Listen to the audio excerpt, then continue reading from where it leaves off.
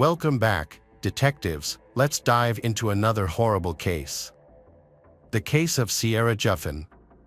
Sierra Juffin is a young girl who gets along with everyone.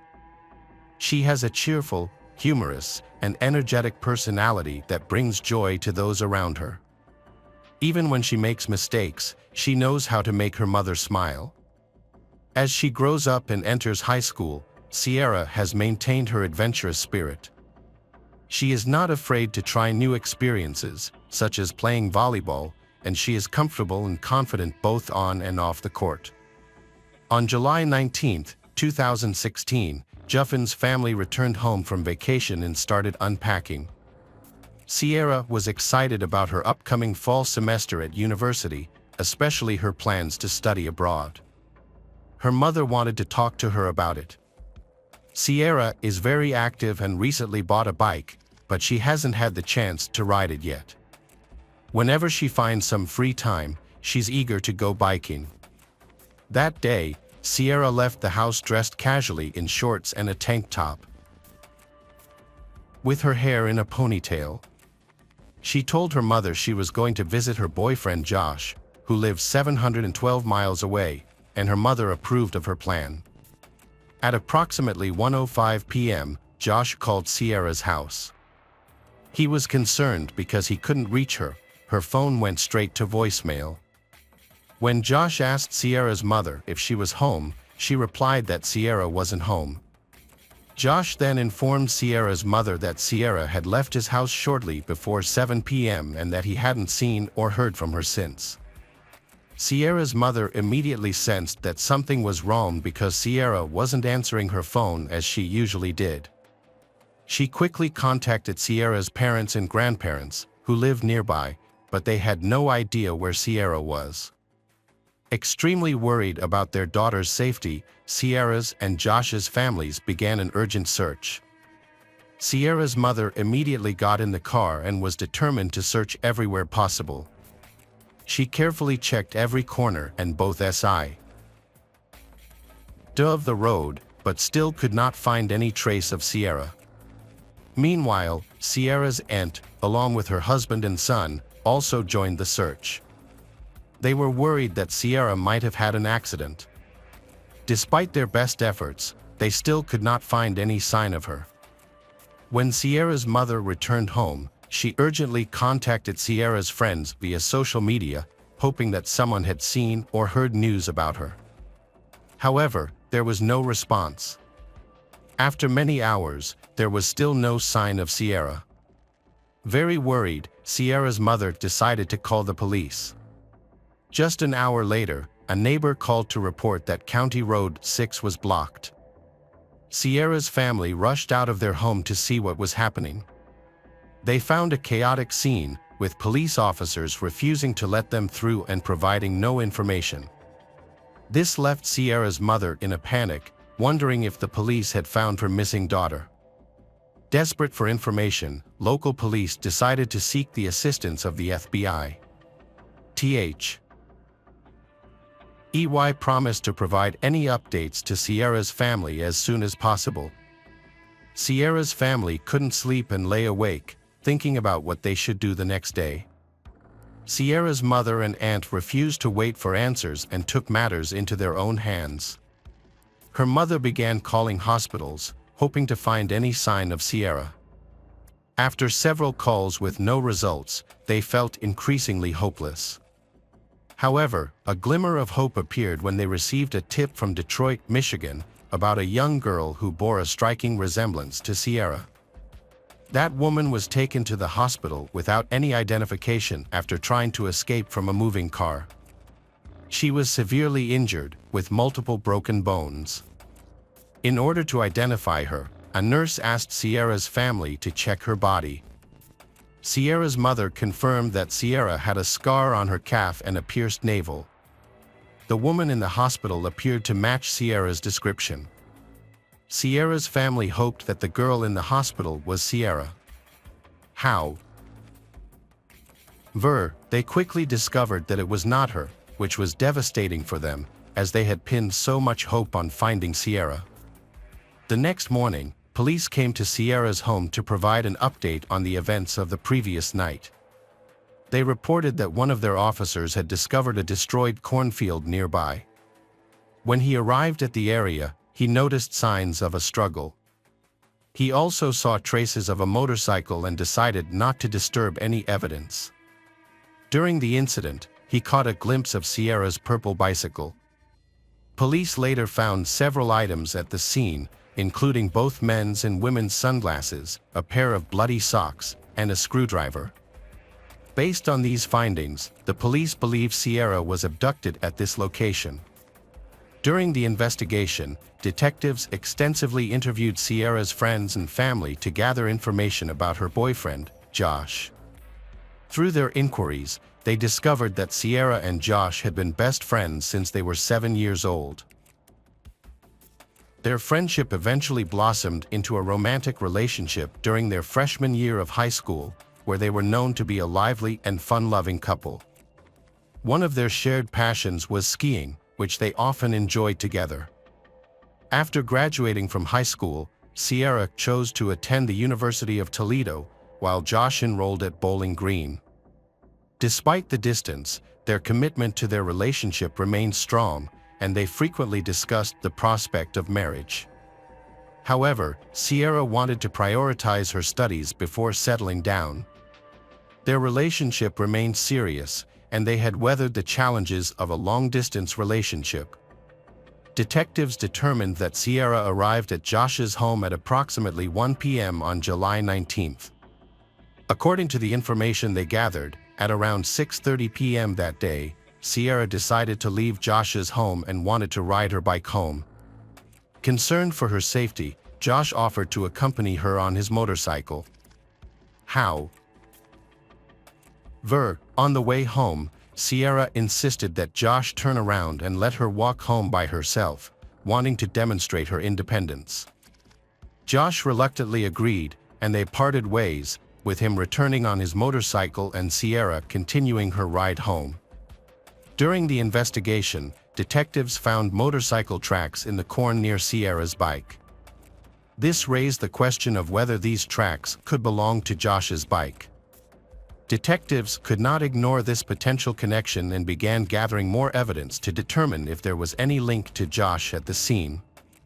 They quickly organized a search team to look for any clues about Sierra's missing.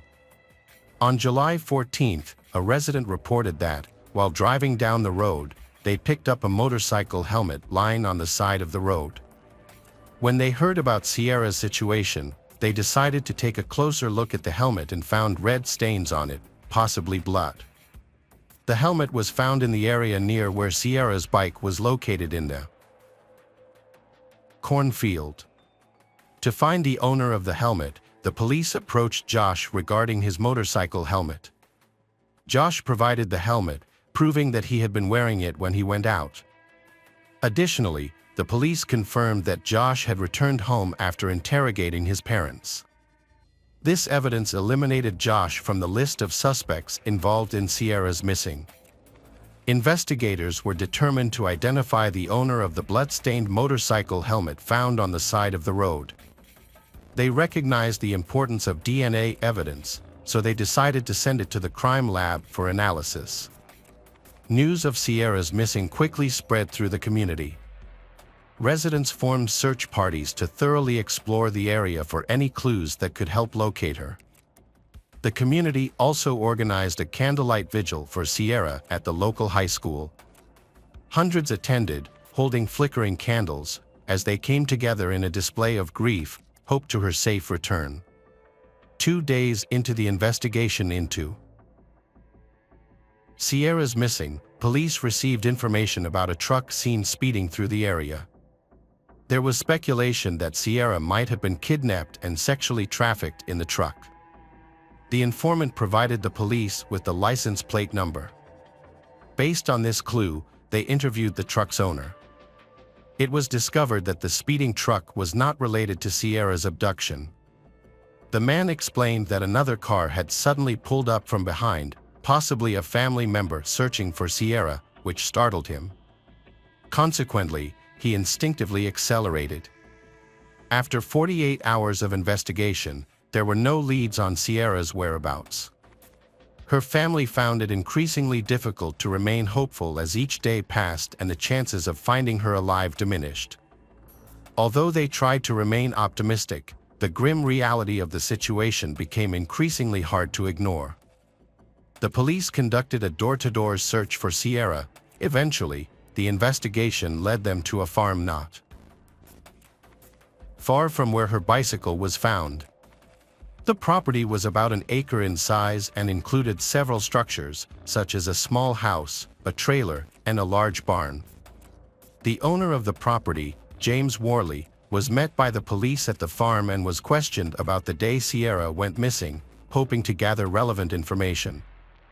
James surprisingly revealed that he had gone out on a motorbike that day, but the bike had broken down, causing him to lose some items, such as a screwdriver and a helmet. This revelation shocked the detectives, as those items were the same ones found at the scene of Sierra's abduction. James's unwitting involvement in the crime scene became a red flag for the detectives. Sierra's missing and her connection to James were becoming increasingly suspicious. While questioning James Worley, the detectives noticed scratches on his face, indicating that he had been involved in a fight. This further intensified the police's suspicions regarding James and raised numerous questions, such as whether the scratches were the result of a confrontation with Sierra. Detectives returned to the police station after questioning James Worley about Sierra's missing. They wanted to check his file, hoping to find relevant information.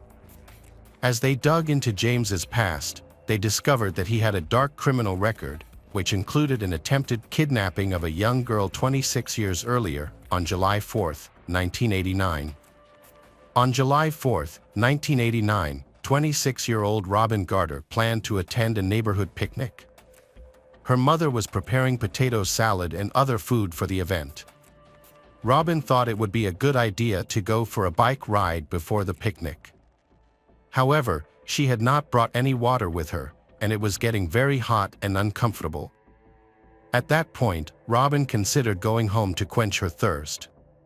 Just as she was about to leave, she heard the sound of a car approaching. Robin figured she would wait for the car to pass and then go home. But before she could react, the car struck her bicycle. After the collision, Robin was hauled into the ditch by the side of the road. Dazed and confused, she still heard the driver stop and run out to check on her. The driver was none other than James, approached Robin anxiously, trying to assess the situation. The situation quickly became very dangerous. James suddenly struck Robin from behind, hitting her head very hard. Then, he pressed a screwdriver to her neck, threatening her life with menacing words. He ordered Robin to get into his car immediately. With the screwdriver pressed to her neck, James forced Robin into the car. After pushing her inside, he attempted to handcuff her. However, Robin resisted strongly, not allowing him to secure the second handcuff. Despite her screams for help, there was no one in the deserted field to hear her cries. Robin's persistent struggle against him caused her to nearly faint several times, but she persevered. In the unusual silence, she suddenly heard a faint sound in the distance. And she looked closely. She noticed a motorbike approaching James's vehicle. Realizing that this might be her only chance to escape, Robin began waving her arms repeatedly to attract the motorcyclist's attention. Fortunately, the motorcyclist recognized her urgency and quickly stopped. In her desperate plea for help, Robin told the motorcyclist that James intended to kidnap her. Without hesitation, she climbed onto the back of the motorbike, escaping her captor and the vehicle. The man on the motorbike took Robin home, where she eventually fainted. Robin's mother called the police and an ambulance. The motorcyclist, wanting to assist the authorities, led the police back to the scene. They were surprised to find James Worley still there with his car. When questioned, James was cooperative and provided identification to confirm his identity.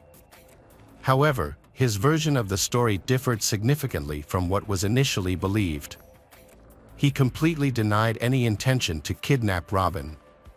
According to James, Robin had been riding her bike erratically, swerving into the road, which left him unable to avoid a collision. He claimed that after the accident, Robin was in a state of panic, which was why he had handcuffed her, not with the intention of causing harm, but to tie her to the steering wheel of his truck while he sought help. He insisted that his actions were motivated solely by genuine concern for her well-being. James Worley was arrested in 1989 after attempting to kidnap Robin.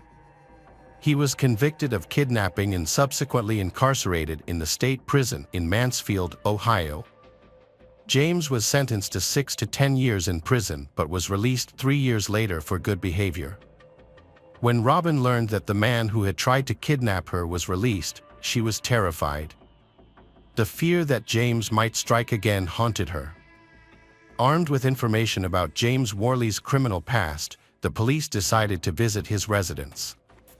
With a search warrant in hand, the officers went to the home of James, who was suspected of being involved in Sierra's missing.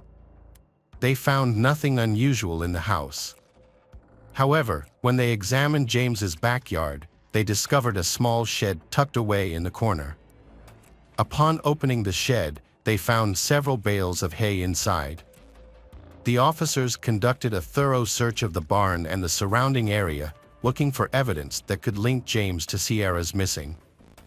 All areas were searched meticulously, with the aim of uncovering any hidden items or clues.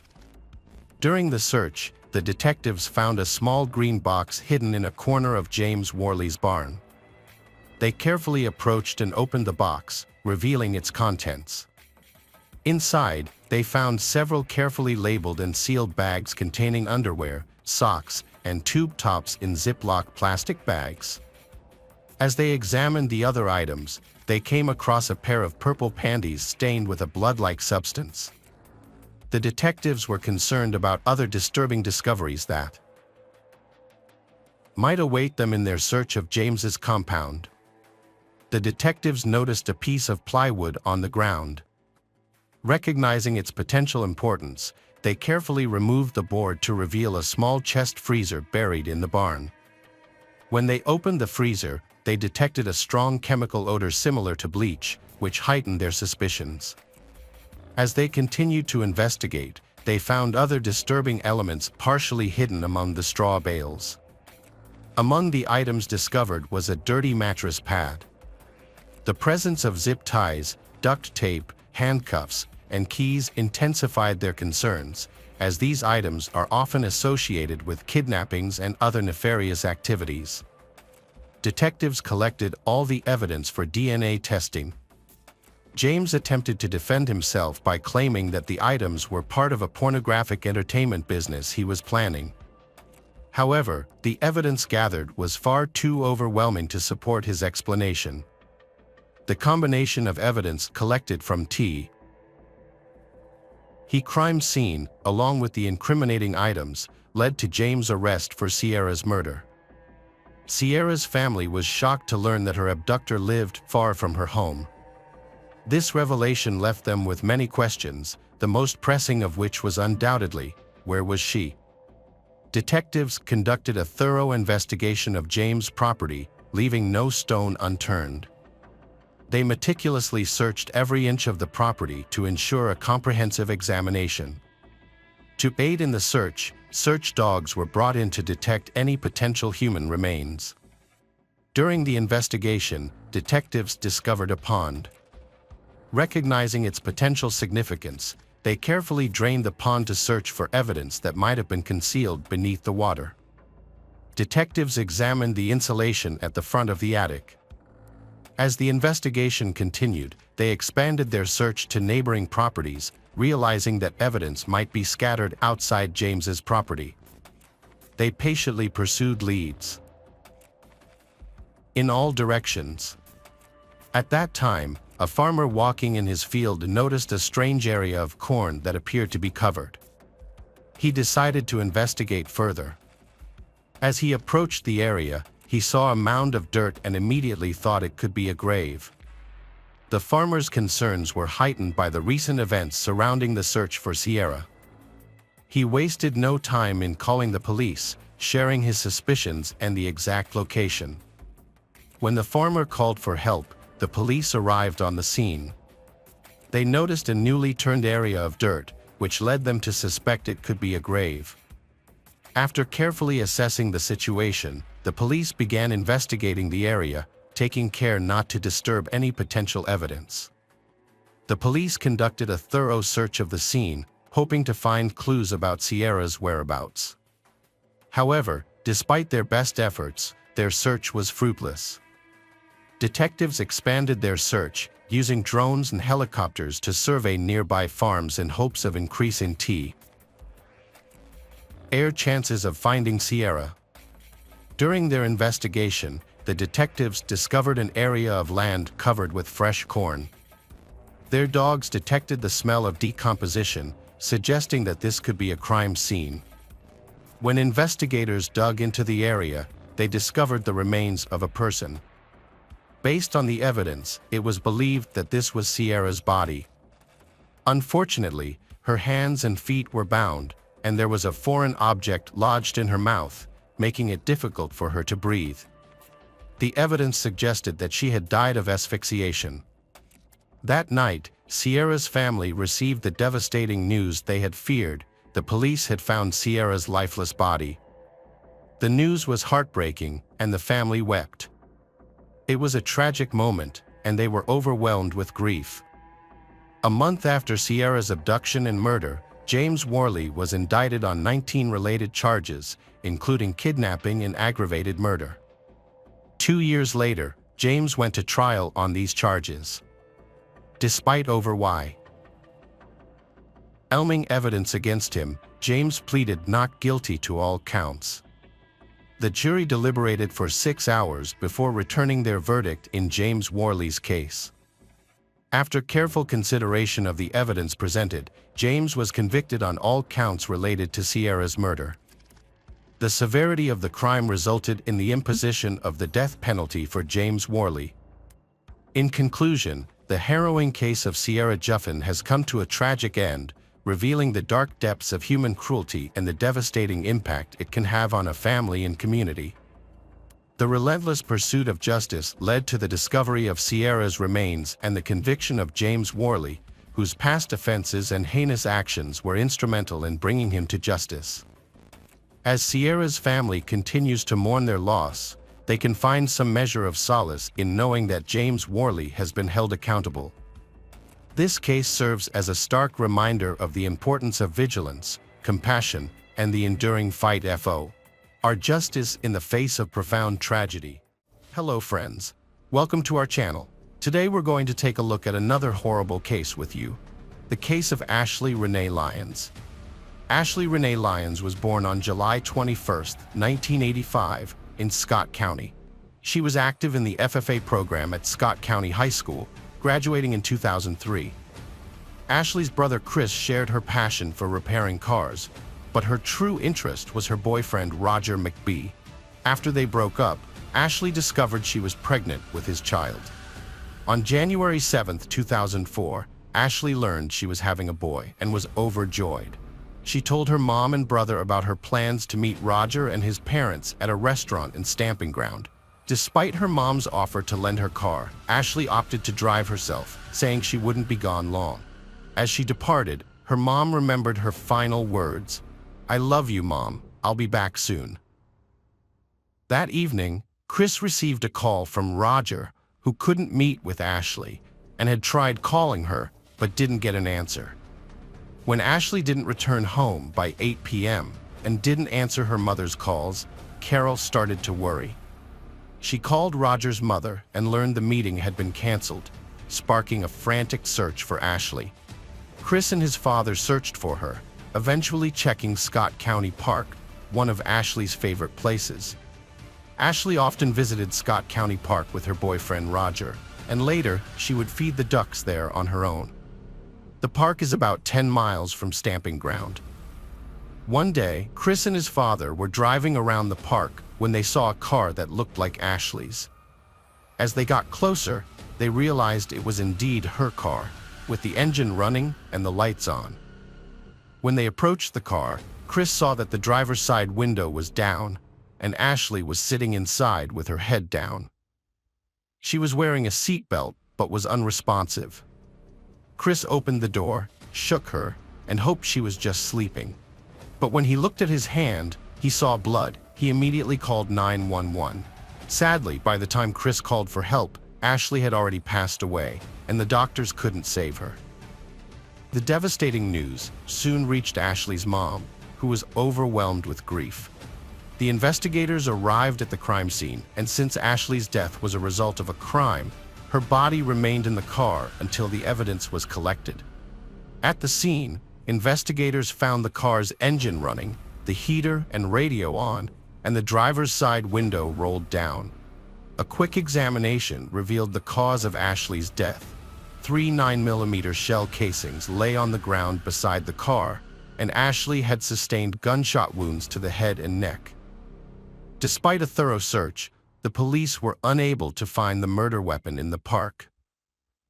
The unusual circumstances of the shooting suggested that Ashley was familiar with her killer. The fact that the window was down on a chilly night was suspicious, and the position of Ashley's body indicated that she had not attempted to defend herself or escape. From these clues, investigators concluded that Ashley knew her killer. The crime scene revealed that Ashley's wallet and phone were still in the car, leading investigators to quickly rule out robbery as a motive. The car's interior held a poignant clue: scattered ultrasound pictures, which Ashley had likely been looking at in the final moments of her life. At 5 months pregnant, Ashley's murder also claimed the life of her unborn son, Landon. This heinous crime was unprecedented in Scott County, and the community demanded that the police find the perpetrator. Ashley's parents told investigators she planned to meet Roger, the father of her unborn child, on the day she died. Roger was distraught, overwhelmed by emotion, and couldn't imagine who could harm his ex-girlfriend and their child. Investigators brought him in for further questioning. Roger told investigators he canceled a restaurant meeting with Ashley due to other meetings. He called her twice, but she didn't answer, so he called her home and asked Chris to have her call him back. Roger's account matched Chris's previous statement about Ashley's plans. Carol defended Roger, calling him a nice guy who got along with her family and not believe he'd harm Ashley and Landon. As investigators searched for clues, Ashley's family sought answers. Carol found her daughter's diary detailing daily life. One name stood out: Dina Williams, a classmate from a poor background, often wearing the same clothes. Initially, Ashley and Dina were friends, but their friendship deteriorated due to Dina's jealousy. Dina envied Ashley's possessions and relationships, including her romance with Roger. Ashley documented their multiple fights in her diary. Carol discovered this information from Ashley's diary and became suspicious of Dina's involvement in Ashley's death. After Ashley and Roger broke up, Dina quickly started dating Roger, which raised Carol's suspicions. Furthermore, Ashley's pregnancy with Roger's child might have motivated Dina to eliminate her as a rival for Roger's attention. Carol handed over the diary to the investigators, believing it held crucial evidence. The investigators also found Ashley's descriptions of her tumultuous relationship with Dina to be revealing. As a result, Dina was brought in for questioning at the police station, where she denied any role in Ashley's death. Dina, who worked at a bank, told investigators that she had an alibi for the evening of the crime. She was at an office party. Although she openly expressed her dislike for Ashley, especially because of her pregnancy, the lack of sentiment towards Ashley's death wasn't enough to detain her, so she was let go. The ballistic examination results revealed that the shooter was likely around 5 feet 10 inches tall. Since Dina was only 5 feet 5 inches tall, it seemed unlikely that she was the perpetrator. However, her twin brother Thomas, who matched the estimated height, had previously inquired about inducing a miscarriage, according to rumors. Moreover, people claimed that Thomas would do anything his sister asked. The investigators questioned Thomas, but he denied any involvement, and without evidence, they had no choice but to release him. Investigators' search for clues continued as Ashley's family prepared for the funeral, grappling with the unimaginable pain of losing two loved ones. During the autopsy, the fetus was removed from Ashley's body. Ashley and Landon were laid to rest together, a heart-wrenching gesture. The fact that the perpetrator remained at large added to the family's devastation. Ashley's parents offered a $3,000 reward, later increased to $5,000, for any information that could help catch their daughter's killer. This led to a flood of calls from people who thought they might have helpful information. One call in particular stood out. A woman who lived near the park where Ashley was shot reported that she might have seen the perpetrator. She described seeing someone running out of the park, jumping over a fence, and then getting into a red Chevrolet pickup truck that was waiting with its engine running. The truck sped away soon after. This crucial eyewitness account suggested that there might be more than one person involved in Ashley's murder, and that investigators should be looking for at least two suspects.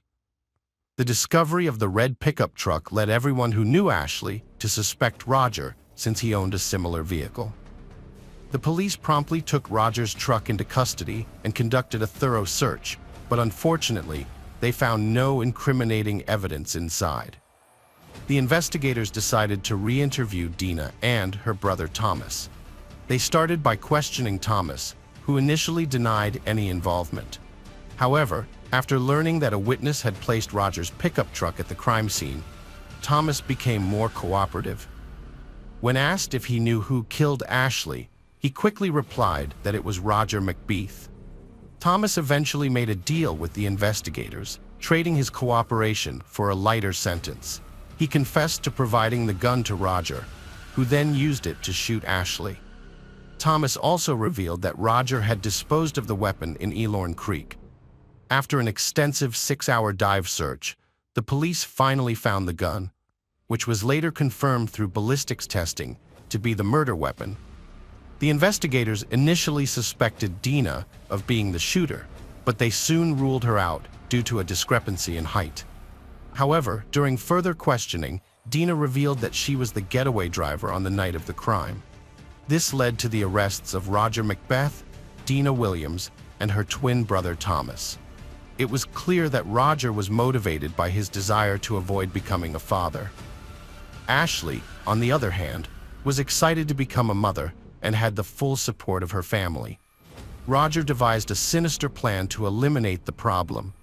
He lured Ashley to Scott County Park under the pretense of a meeting with his parents at a nearby restaurant. Dina drove him to the park, where he approached Ashley's car with a gun. As Ashley rolled down her window to show him ultrasound pictures, Roger shot her 3 times, killing her and their unborn child. He then fled the scene in the pickup truck, escaping with Dina's help. The perpetrators stopped and got rid of the gun by throwing it into the river. Roger McBeath denied any involvement. Thomas Dina, on the other hand, was sentenced to 7 years in prison for his role in the crime. As part of his plea deal, Dina admitted to accepting $11,000 from Roger to harm Ashley and cause her to have a miscarriage. Although the plan was never carried out, Dina agreed to give Roger the gun used in the murder, according to court records. In 2005, Dina Williams pleaded guilty as part of a plea deal. The prosecutors recommended that she serve a total of 20 years in prison, making her eligible for parole after serving 17 years of her sentence. Prosecutors planned to call witnesses who would testify that Dina wanted Ashley dead, conspired with Roger to poison her, and even offered $1,000 to cause a miscarriage. When these plans failed, they turned to more extreme measures. Dina claimed her public defender warned her she'd likely be found guilty. She was distressed, saying she pleaded guilty to something she didn't do. Dina admitted driving Roger to the park, but said she drove around the subdivision while they met and later returned to pick him up. During her drive, a woman heard 3 gunshots, but at the time, she didn't know what they were. Dina, who was involved in the events, stated that Roger had planned something without her knowledge. Later, he called Ashley on his phone, telling her he loved her and was sorry he missed meeting her at the park. The jury listened to a recording of this message during Roger's trial. According to Dina, when she left the park, Roger never mentioned that Ashley was dead. Dina also claimed that she didn't report the incident to the police because she was afraid of Roger, who she said was abusive towards her. Dina Williams said she was terrified of Roger, who threatened to kill her. She expressed regret and sympathy for the Ashley family. However, Roger's parents disputed her testimony, calling her a compulsive liar who acted impulsively.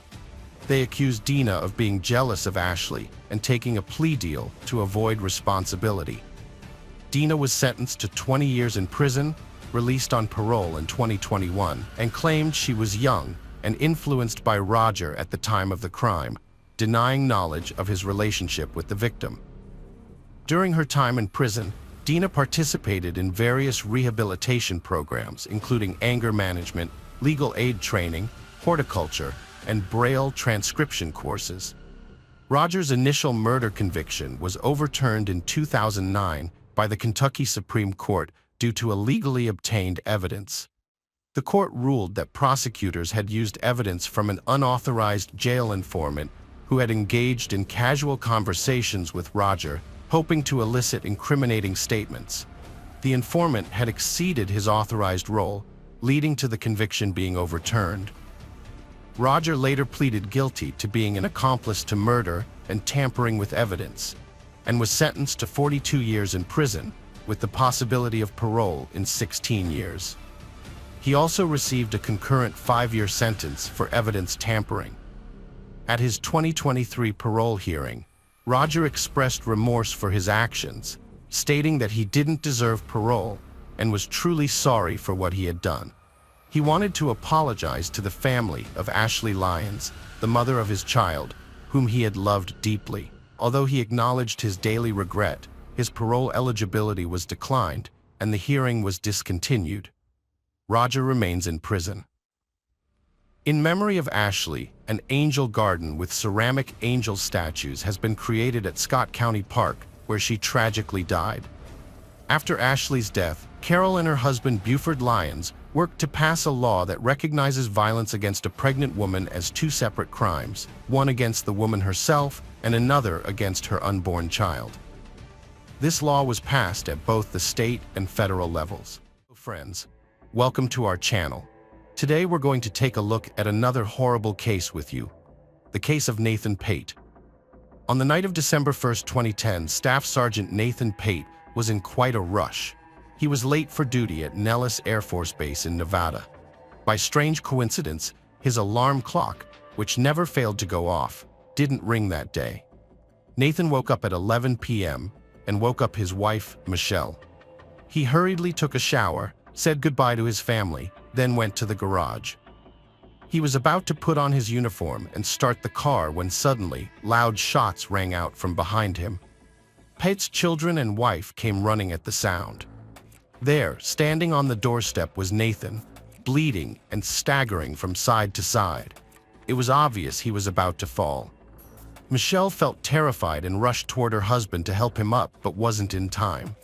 The father of the family collapsed onto the floor. Around 11:30 p.m., 911 received a call. "My husband has been shot. He's bleeding. Help him."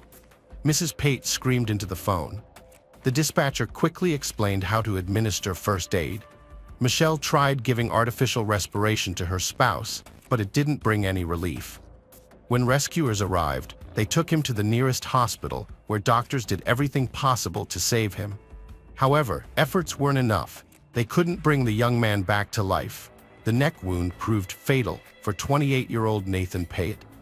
Upon being informed of her husband's death, Michelle's world shattered into before and after. An exemplary family man and valiant serviceman had been murdered right on his doorstep in Las Vegas. His death caused public outrage. Relatives, acquaintances, and concerned citizens demanded answers from the police. Who could commit such lawlessness? What were their motives? Was justice served? Nathan Joseph Villagomez Payet was born on February 12, 1982, in the village of Tamuning on Guam. Guam, a small island in the Pacific Ocean, is known for its paradisiacal beauty and historical past. Consequently, it is especially popular among tourists. Nathan was born in this amazing region and was fortunate to have a large and loving family. He had 3 brothers, Matthew, Anthony, Eric, and 1 sister, Carmela. The children were very friendly and helped their parents in everything. Nathan himself stood out from the others as he never caused trouble. He was a caring child at home and a diligent student at school. Nathan was very sociable, so he easily made friends. Brother Eric recalled that there was perhaps no one who did not want to communicate with him. Living near the ocean fostered Nathan's love for swimming from childhood, which later evolved into a passion for surfing. He spent all his free time on the beach, enjoying the sun and life. Nathan met his future wife during his studies at South High School, located in the neighboring town of Santa Rita. Michelle Anant Chuck was attracted to him at first sight. Young people began spending time together daily, and their affection for each other only grew stronger. They never parted. Together they studied at school, prepared for classes, and helped with household chores. Strong teenage friendship soon transformed into tender love. When Michelle was 16 years old, her family faced a terrible grief as her mother passed away. Consequently, Michelle spent all her free time helping her sister Melissa, the eldest of the Chuck family, who took on the role of mother and mistress of the house. Nathan supported her in everything she did and helped look after the younger children. In 2000, after graduation, Nathan decided to propose to Michelle, who happily accepted his proposal. Given their family's financial constraints preventing them from having a wedding ceremony, the couple received blessings from their parents to move in together instead. To earn a living, Nathan got a job as a receptionist at a local hotel. He earned a decent income, and there was enough money. However, like most young people, Nathan and Michelle were ambitious. They envisioned their own home and, soon, their son Dion was born into the Nathan family. Income then became insufficient to meet their expenses, prompting Nathan to consider a job that could offer his family a more secure existence. This aspiration led Nathan to join the Air Force. After graduation, he was assigned to Elmendorf Air Base in Anchorage, Alaska. After some time, the couple's dream came true when they built their own house. It was in this new home that their second child, a daughter named Niara, was born. Nathan saw success in his military career, which helped him fulfill ambitions that he and Michelle had previously been unable to achieve. Finally, 6 years after their engagement, they celebrated with a big wedding. My mom was extremely proud that her youngest son was the first to go out and achieve something, Eric said. In 2006, Nathan was transferred to Davis-Monthan Military Base in Arizona. He received a promotion to weapons loading team leader for the A-10 Thunderbolt attack aircraft of one of the Essex squadrons. During this time, he also trained in logistics and material management. Nathan definitely loved his job and performed it with dedication and good intentions. He was truly dedicated to his country. In 2007, Nathan and his family moved to Nellis Air Base near Las Vegas, Nevada. There, he took on the role of Assistant Junior Officer in charge of the supply section for maintenance of combat aircraft. Alongside his career progressions came family growth. Soon after moving, Nathan and Michelle welcomed 2 more sons, Dron and David. Michelle fell in love with Las Vegas. She believed it was an ideal place to live. To make her happy, Nathan decided they would settle down there permanently. Nathan selected the most suitable house for a large family, spacious and bright. Additionally, the future family home was conveniently located 30 to 40 minutes from the military base. Nathan made the down payment with his savings. The only task left was to manage the family's income and expenses wisely.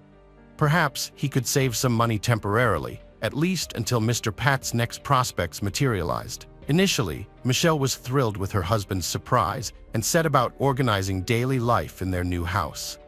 However, over time, their demands grew. and the family's expenditures exceeded Nathan's earnings. The joy of purchasing a new house began to diminish.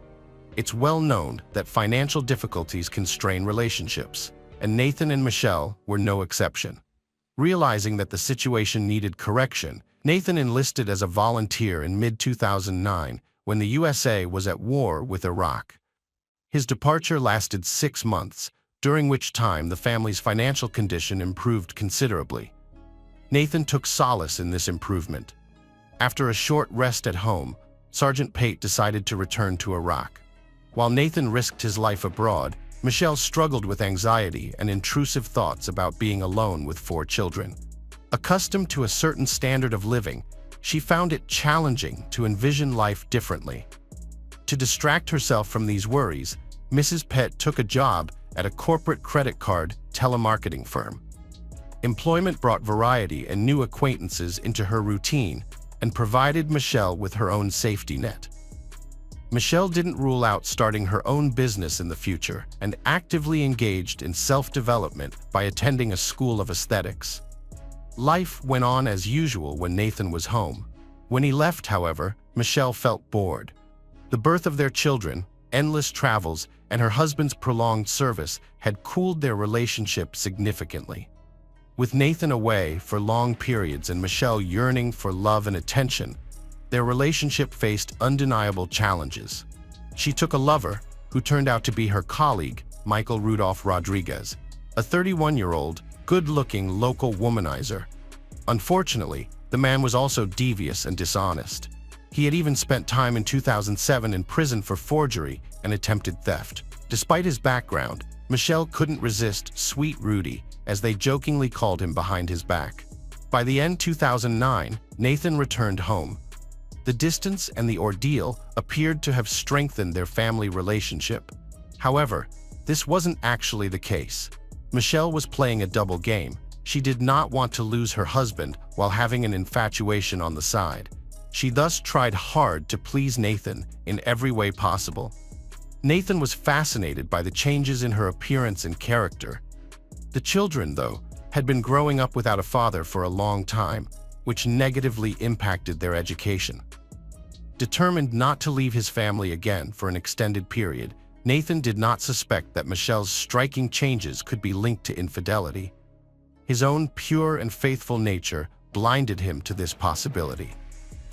In Las Vegas, Nathan found a good way to earn more money, double pay by working night shifts and taking up private teaching. He developed training programs for simplified baseball catering to young children.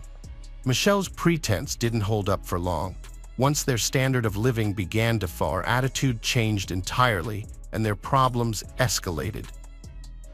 By Thanksgiving in 2010, Brother Eric and his wife Veronica visited the young family and immediately sensed tension between them. They had changed beyond recognition. It seemed like all former feelings between Michelle and Nathan had completely vanished. The couple's issues were glaringly obvious. Not just personal, but also financial difficulties were evident from their almost empty pantry and refrigerator. A week later, on December 1, 2010, there was a peculiar communication between Mrs. Pett and Mr. Rodriguez at precisely 11:12 p.m. Michelle received a text message from Michael stating, "Hope you are feeling better." The man wrote, "Van Dyke's contract for tomorrow is almost finalized." 2 minutes later, he sent another text, "If you're not feeling well, let me. I'll give you a couple of days to rest. Remember, I appreciate your help." At 11:19 p.m., Michelle replied, "My husband just recently woke me up. Right now, he is trying to leave the house, but I think he's going to be late today. I'm sorry the contract is giving you so much trouble." A few months before the tragedy, Michelle had decided that she did not want to be with Nathan anymore. However, she also wasn't planning to leave him because she realized that breaking up would only lead to headaches and empty pockets. She thought, "I don't think he will forgive me and support me after the divorce." Michelle believed that alimony would hardly suffice for a normal life.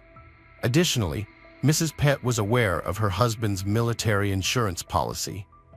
In the event of his death, payments totaling approximately $6,500 were due to be made to her. These troubling thoughts plagued Michelle's troubled mind until one day she confided in Michael about them. To her surprise, Michael was intrigued by her thoughts.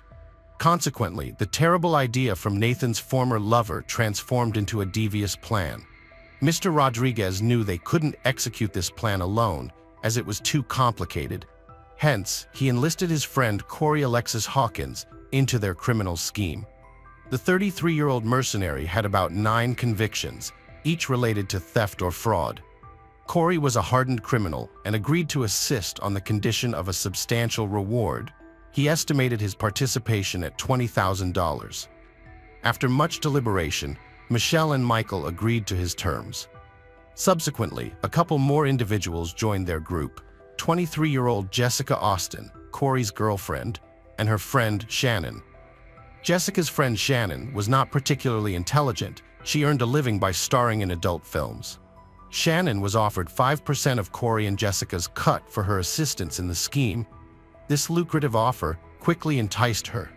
The initial plan involved shooting Nathan in his Chevrolet Tahoe and then carrying his body in the car to leave it in the parking lot of one of the apartment complexes. Jessica needed to gather the essential items for the criminal act: men's gloves, a car cover, and a fragrance. Shannon's role was to provide Michael with an alibi. She had to confirm that Michael was by her side on the day of the murder, December 1st, 2010. On that day, Michelle felt unwell and deviated from her usual routine by coming home at about 5:30 p.m. Typically, Michelle's classes at beauty school ended late, around 10:40 p.m. Mrs. Pett arrived home just 5 minutes before Nathan left for work on that unfortunate day. Michelle found her husband sleeping on the sofa. She woke him and suggested they go upstairs together. He did not object, and that was their last night as a couple. Nathan, late for work, went downstairs while Michelle was corresponding with Michael. To avoid suspicion, they used code words in their communications. Michael and his accomplice were stationed in a black Cadillac SRX parked near the victim's house. The perpetrators wore latex gloves to avoid leaving any traces. Knowing the sergeant's military training could be advantageous for Nathan, Michael opted for a surprise attack. He approached Nathan from behind and shot him 5 times in the back.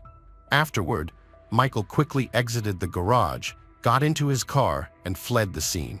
The perpetrators then retreated to a prearranged location where they burned their clothes in a fireplace and disposed of other evidence. Following this, Michael and Shannon went to a hotel to establish an alibi. Meanwhile, Jessica meticulously cleaned the apartment where they had stayed. Emergency services and police officers arrived at the crime scene and were shocked by what had transpired. The neighborhood where the Pett family resided was typically seen as model territory. Detective Todd Williams initially chose to inspect the shooting scene. He found the garage door unlocked. There was a noticeable odor of iron inside the room. Blood was smeared on the walls and in the traces of it were also visible on the floor. Next to Nathan's uniform were his keys and wallet. Since the valuables were untouched, a robbery-murder was ruled out. After examining the scene, Detective Lori Anderson decided to talk to the victim's wife. Michelle explained what had happened. For some reason, she added that the family was struggling financially. This gave the police some ideas. Maybe Nathan was hiding something from his wife, perhaps a gambling addiction, debts, or an affair on the side. At least that would have cleared up the attack. Besides, all the evidence pointed to Nathan being deliberately set up. The police examined the victim's cell phone. It contained only pictures of his wife and children. This convinced the officers that Mr. Pate was a decent man. The investigation continued. The next step in the search for the perpetrator was to canvass the neighborhood. Statistically speaking, there's always someone who saw or heard something. This was indeed true for Nathan. Some neighbors reported seeing a car parked near the house. The car was driven by a man wearing a brown sweatshirt. After shots were fired, the vehicle immediately drove away. Detectives finally had a lead. Nathan's family was shocked to learn what had happened. They caught the first flight out of Guam, waiting for answers. His mother, Carmelita Payette, cried throughout the journey. The woman couldn't believe her son had died so early in life. When they finally reached Nathan's home, Michelle threw herself into her mother-in-law's arms and then lost consciousness. Nathan's mother sensed something unnatural in her daughter-in-law's reaction. For some reason, it seemed faked. The investigators decided to talk to Mrs. Pate again and asked her about the car witnesses had seen nearby. Unexpectedly, she said her colleague Michael Rodriguez had a similar car. Why Michelle gave out this information remains unclear. Police later determined that Michelle had either inadvertently revealed the truth or that the perpetrator's plan was flawed. Detectives then investigated Michael's identity and found that his criminal record heightened their suspicions. He was brought in for questioning, and he responded calmly. Mr. Rodriguez stated that on the day of Nathan's murder, around 9 p.m., he went shopping at a supermarket. During this outing, he met an interesting woman named Shannon. According to him, they had a lengthy conversation and decided to continue their acquaintance at a hotel room. Michael explained that they arrived at the hotel around 11 p.m. To verify Michael's testimony, the officers contacted Shannon. She did confirm their romantic encounter. However, the detective had a feeling something was amiss. The next logical step was to examine the information found in Michelle's phone. Specialists managed to recover correspondence between Michelle and Michael spanning over a year. Their communication turned out to be very suspect. On the exact day of Nathan's murder, the couple discussed a contract with someone named Van DJK. The conversation resembled code rather than a straightforward business negotiation. It seemed like how they planned the crime. Investigators were nearly certain both individuals were involved, but lacked sufficient evidence to detain them longer, so they decided to release Michael until more details could be clarified. After examining Michelle's cell phone, detectives called her back for questioning. She appeared visibly agitated and seemed to be withholding information. Realizing that officers knew more than she wanted them to know, Michelle eventually disclosed her affair with Michael. A little later, she confessed that several months before her husband's death, she and her lover had plotted to kill Nathan. The motive behind this action was apparently tied to insurance payments. Mrs. Pate justified herself by stating that she had repented and claimed she changed her mind during one stage of preparing for the crime. She felt sorry for her husband and even tried to interfere with the plan by turning off his alarm clock. Michelle was counting on her accomplice, not waiting for Nathan or missing him. However, the investigators did not believe in the woman's remorse. Her correspondence eloquently testified otherwise.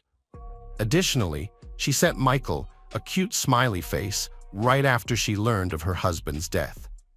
After a while, Shannon came to the police station to confess. The woman must have realized her predicament. Nonetheless, her involvement in the case was clearly embellished. She explained that Michael had forced her to provide an alibi. Jessica asked for my help. Her friends wanted to teach a big drug dealer a lesson. My job was only to cover up the involvement of one of the attackers. I thought it would be a way to get justice, she explained. She then added that on the night of the attack, Michael told her the whole truth. As soon as I realized I was being used, I immediately went to the police. In addition, I feared for my life. There is no telling what they would have done to me. The woman's words were confirmed by the hotel's CCTV footage that showed Michael and Shannon arrived at the hotel not at 11 p.m., as Michael himself said, but at 11:40 p.m. Her testimony led detectives to Corey and Jessica. Corey had long denied any involvement in the case. He knew what a guilty plea would do to a repeat offender, but Jessica did reveal her role in the sinister plan. To honor the young sergeant's memory, Nathan's family and friends gathered on December 7, 2010, in the chapel at Nellis Base. Michelle decided to skip the ceremony. She was clearly not in the mood for it. In his speech, Eric Pate recalled, "My brother has always been an example for me and the rest of my family. Nathan truly loved life. He was devoted to his wife and children. Everything he did was for his homeland, love, and friends." On December 9th, the remains of Nathan were transported to Guam. On December 15th, a requiem mass took place at St. Francis Church in Tamuning. Military honors were paid at the Pai City Cemetery on Guam's island. His funeral? The cortege consisted of 36 motorcycles. 6 officers carried a casket draped with a U.S. flag upon arrival at the burial site. Afterward, 21 shots echoed in the sky as Nathan was given a hero's farewell. Michael Rodriguez, Corey Hawkins, and Jessica Austin were arrested without bail on December 8, 2010. The next day, Michelle Pett met the same fate. Police feared for her mental state and placed her under surveillance to prevent suicide. On January 4, 2011, in Clark County District Court, charges were read to the 4 accomplices: conspiracy to commit murder and robbery with a firearm, murder with a firearm. Additionally, Michael and Corey faced charges for possessing firearms. The trials dragged on for 3 years as some defendants denied involvement. Armed with strong defense teams, they filed multiple motions aiming to exclude certain evidence from the case, yet each motion got rejected. Their strategies only delayed inevitable punishment by postponing sessions repeatedly. On September 21, 2015, the trial for Nathan Pett's murder began. Michael Rudolph Rodriguez stood trial first and pled guilty to avoid the death penalty. On September 29, 2015, he was sentenced to life in prison without parole. An appeal against this sentence got denied later. At sentencing time, Michael showed no emotion or regret for his crime. Michelle Payer's trial happened 1 month later in a Las Vegas courtroom, a stark contrast as she insisted that she had reconsidered killing her husband. When the judge permitted Michelle to speak a few words in her defense, turned to the parents of the murdered man. With tears in her eyes, she apologized them. "I loved Nathan and our children. I was very confused and made a big mistake," Michelle stated, then fainted once again. The prosecutor asserted that she did not believe the defendant intended to thwart the conspiracy, citing considerable evidence to the contrary. It baffled everyone how a woman, a mother of 4 children, could become so cold-blooded. The judge sided with the prosecution, determining that Michelle was clearly more involved in the crime than she admitted in court. Michelle soon pleaded guilty to conspiracy to commit murder and first-degree murder with a firearm. This plea helped her avoid capital punishment. The Pett family also requested that the court not impose the death penalty on their former relative. At the end of the hearing, the judge described Michelle's crime as incomprehensible and unfathomable.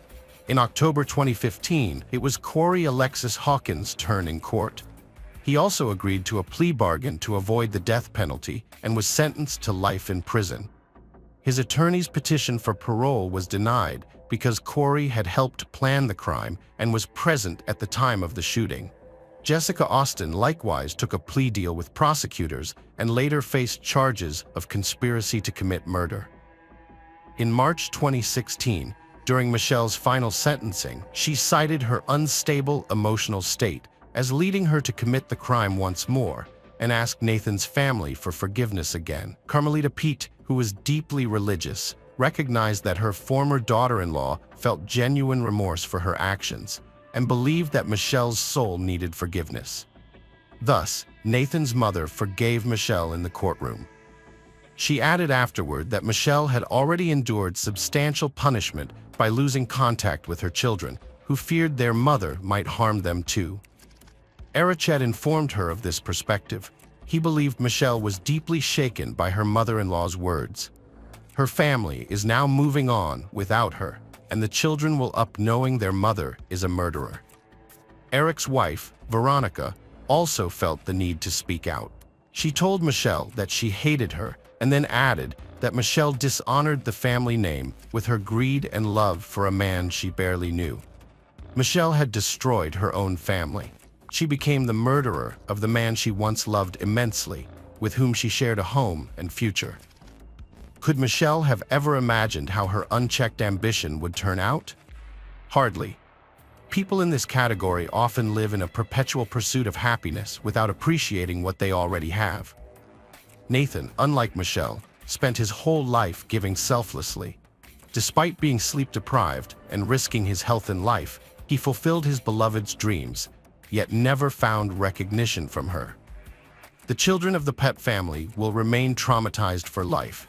It's doubtful they will be able to create strong families or socialize effectively. The painful experience of their parents' predicament will stay before their eyes. Hello friends, welcome to our channel. Today we're going to take a look at another horrible case with you. The case of Diana D'Aiello. Diana D'Aiello was born in 1959 in a quiet suburb city of Los Angeles called Tustin. Her dad was in the military and her mom worked at a small clothing factory. When Diana was 19, she met a guy named Kevin Green. She was at a bar with her friend when some men started bothering them. He was being too pushy, so Kevin decided to step in. After he made the guy go away, Diana offered to buy him a drink to say thanks. A few days later, they went on a date, and things moved pretty fast from there. At the time, Kevin was already married, but he and his wife were in the process of getting divorced. Meanwhile, he and Diana moved in together, and she got pregnant. As soon as Kevin's divorce was finalized, they got married the same day, eagerly awaiting the birth of their daughter. They rented an apartment in a small complex in Tustin. Kevin served in the Marines, working as a helicopter mechanic at the nearby base. Diana used to work with her mom at the clothing factory, but as her pregnancy progressed, she chose to stay at home and prepare for the arrival of their daughter. By the end of September 1979, Diana was 9.5 months pregnant and due to go to the hospital any day now. On the evening of September 30th, after watching a movie together, Diana and her husband got into an argument. The stress of impending parenthood had been weighing on both of them, so they'd been fighting quite a bit lately. Kevin decided to take a drive to a nearby fast food joint to clear his head and also avoid making the whole situation even worse. About 40 minutes later, a local police department received a chilling call. It was Kevin, and he said that someone had shot his wife and she needed an ambulance as soon as possible. A patrol car was nearby, and officers quickly arrived at the scene. On entering the apartment, they found Diana lying on the bed in her bedroom, covered in blood, seemingly from a head wound resembling a gunshot. The bedroom wall was also splattered with blood. Diana showed signs of life, trying to breathe, so the officers started performing first aid while they waited for the ambulance. They also asked Kevin to leave the room as they were still unsure of what had happened. The medics soon arrived and carefully moved Diana into the ambulance. At first, they also thought she had a gunshot wound, but they quickly realized it wasn't the case. The wound appeared to be caused by blunt force trauma. Kevin wanted to go with his wife, but the police didn't allow him to. They needed to take his statement, and at that moment, they were considering all possible scenarios, including his involvement in the attack. Kevin was clearly in shock and seemed to struggle to comprehend the officers' words. He even attempted to get into the ambulance, so they had to stop him as it drove away. He began to regain his composure and finally told the police what had happened that night. Kevin explained that he and his wife had an argument, so he decided to go to a fast food joint to get burgers and clear his head. When he left the apartment, he realized he had left his keys inside, but he chose not to go back for them. He simply shut the door and headed to his car. Kevin also mentioned that not far from their apartment complex, he saw a van with its back door open and there was an African-American man walking back and forth to it. Given that it was around 2 a.m., Kevin found it a bit unusual. He drove to his favorite fast food place, but there was a long line, so he went to another one of the same chain a few miles away. He bought some burgers and headed home, which took about 40 minutes. When he got to the front door, Kevin found it wide open. He rushed inside and heard strange sounds like someone snoring. Upon entering the bedroom, he saw Diana covered in blood, struggling to breathe, and immediately called the police. Some parts of Kevin's story immediately raised questions for the officers. For example, his decision to go for burgers in the middle of the night seemed odd, and the whole trip also took him about 40 minutes, which was quite long considering that all the restaurants were close to his home. Nevertheless, officers inspected the fast food bag, and the food was still warm. The receipt contained the restaurant's address and the time of purchase, corroborating his account. Based on this, the police allowed Kevin to go to the hospital, but first, they had asked him to provide a blood sample. DNA analysis wasn't available at the time, but experts could compare the blood traces found at the crime scene with Kevin's blood type. When Diana arrived at the hospital, doctors confirmed that the wound on her head was not from a gunshot. Most likely, the assailant used a small but heavy object, like a piece of wood, and inflicted a series of blows. At the hospital, Diana slipped into a coma, and doctors worked tirelessly for several hours to save both the woman and her unborn child. They eventually managed to stabilize Diana's condition, but she still needed surgery. Meanwhile, investigators asked medical experts to determine if Diana had been sexually assaulted. Diana's position when found made officers consider this possibility. The experts later confirmed this, finding semen traces on her body. However, there were complications. Kevin had told detectives they were intimate a few hours before the argument, but DNA analysis was unavailable then. So despite having a biological sample from the perpetrator, little could be accomplished. Kevin and Diana's relatives spent the entire night at the hospital, hoping Diana and her baby could survive the attack. However, by morning, something unexpected happened. One of the monitors detected a sharp deterioration in the baby's condition, and despite the extensive efforts of the doctors, the baby didn't survive.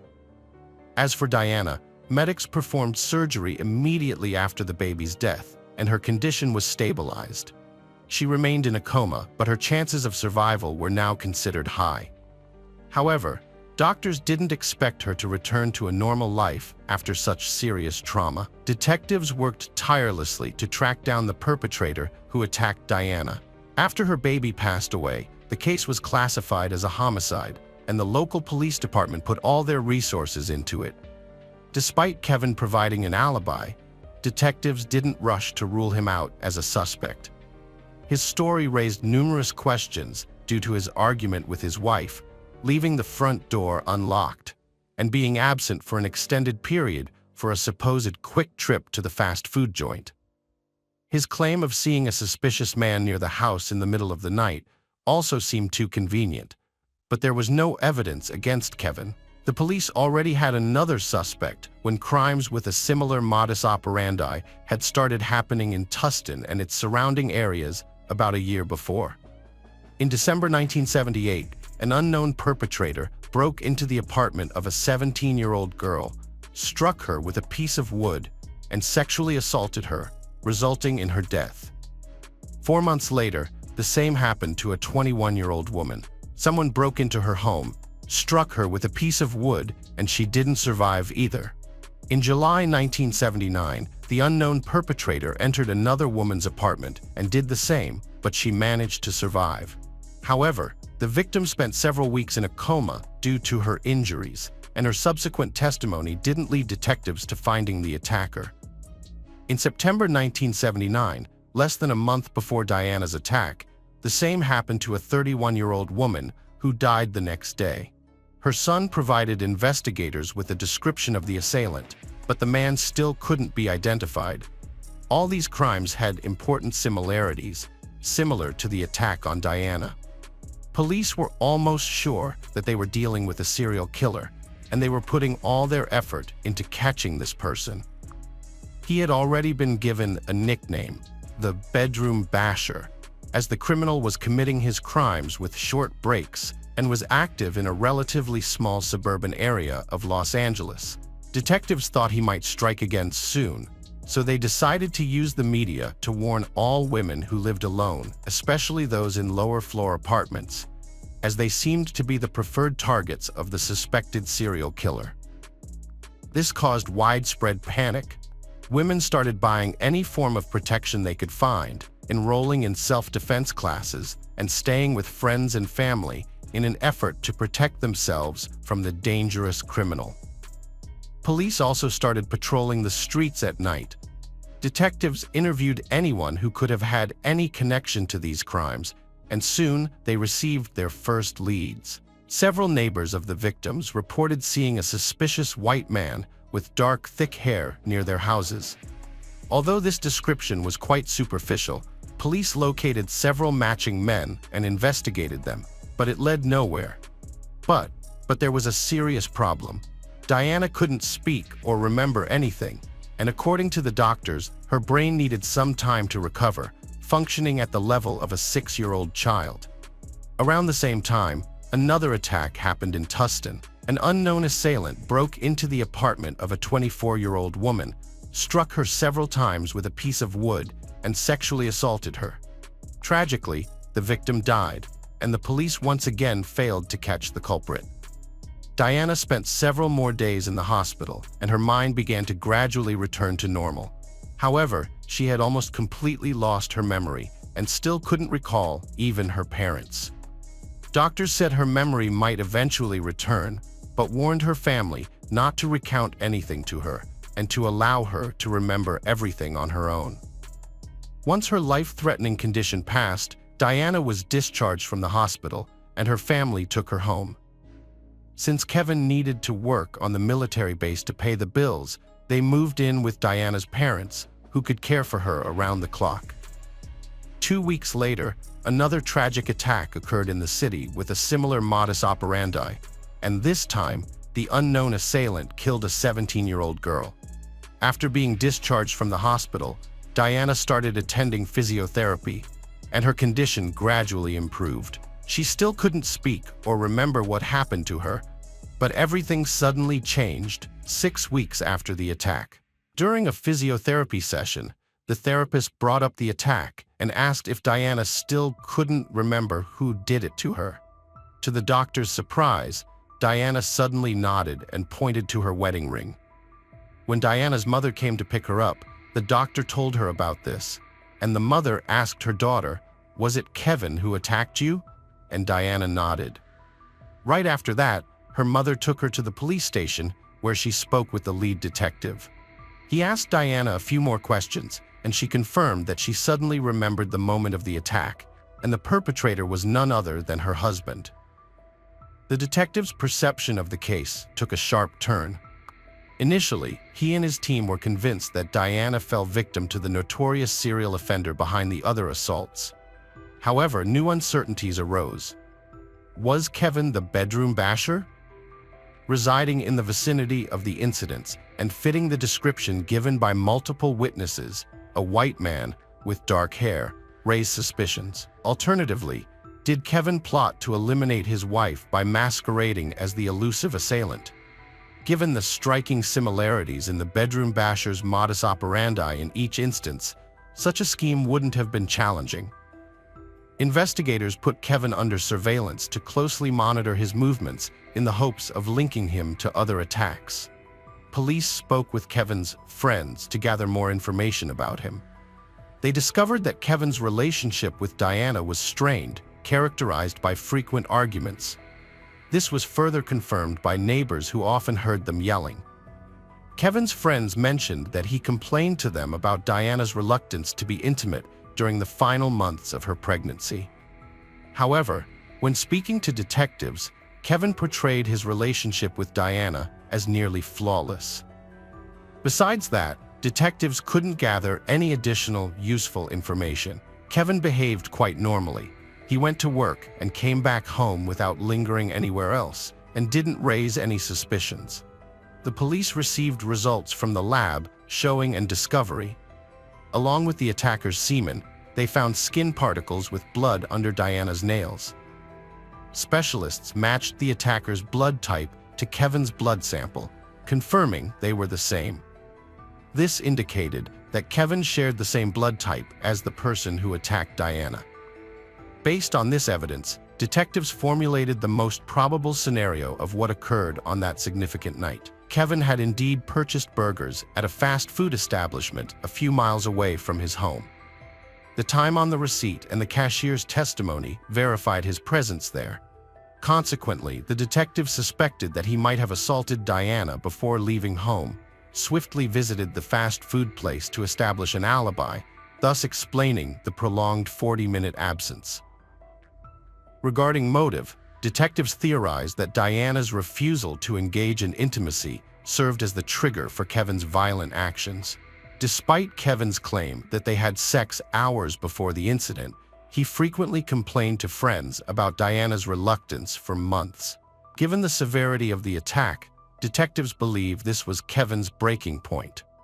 The police re-interviewed Diana, who confirmed she vividly remembered the attack and that Kevin was the one who assaulted her. During the conversation, her mother said they could no longer pretend and live under the same roof as Kevin after that. Detectives decided to arrest him and proceed with legal action. Kevin was arrested at a store to protect Diana's family and to avoid arresting him at their home. He denied the accusations, claiming his innocence. The court preparation lasted 10 months, during which Diana's health improved, allowing her to speak again, though with some difficulty. Multiple doctors confirmed her recovery and deemed her a credible witness. Diana testified in court, confirming that the person who attacked her that night was indeed her husband.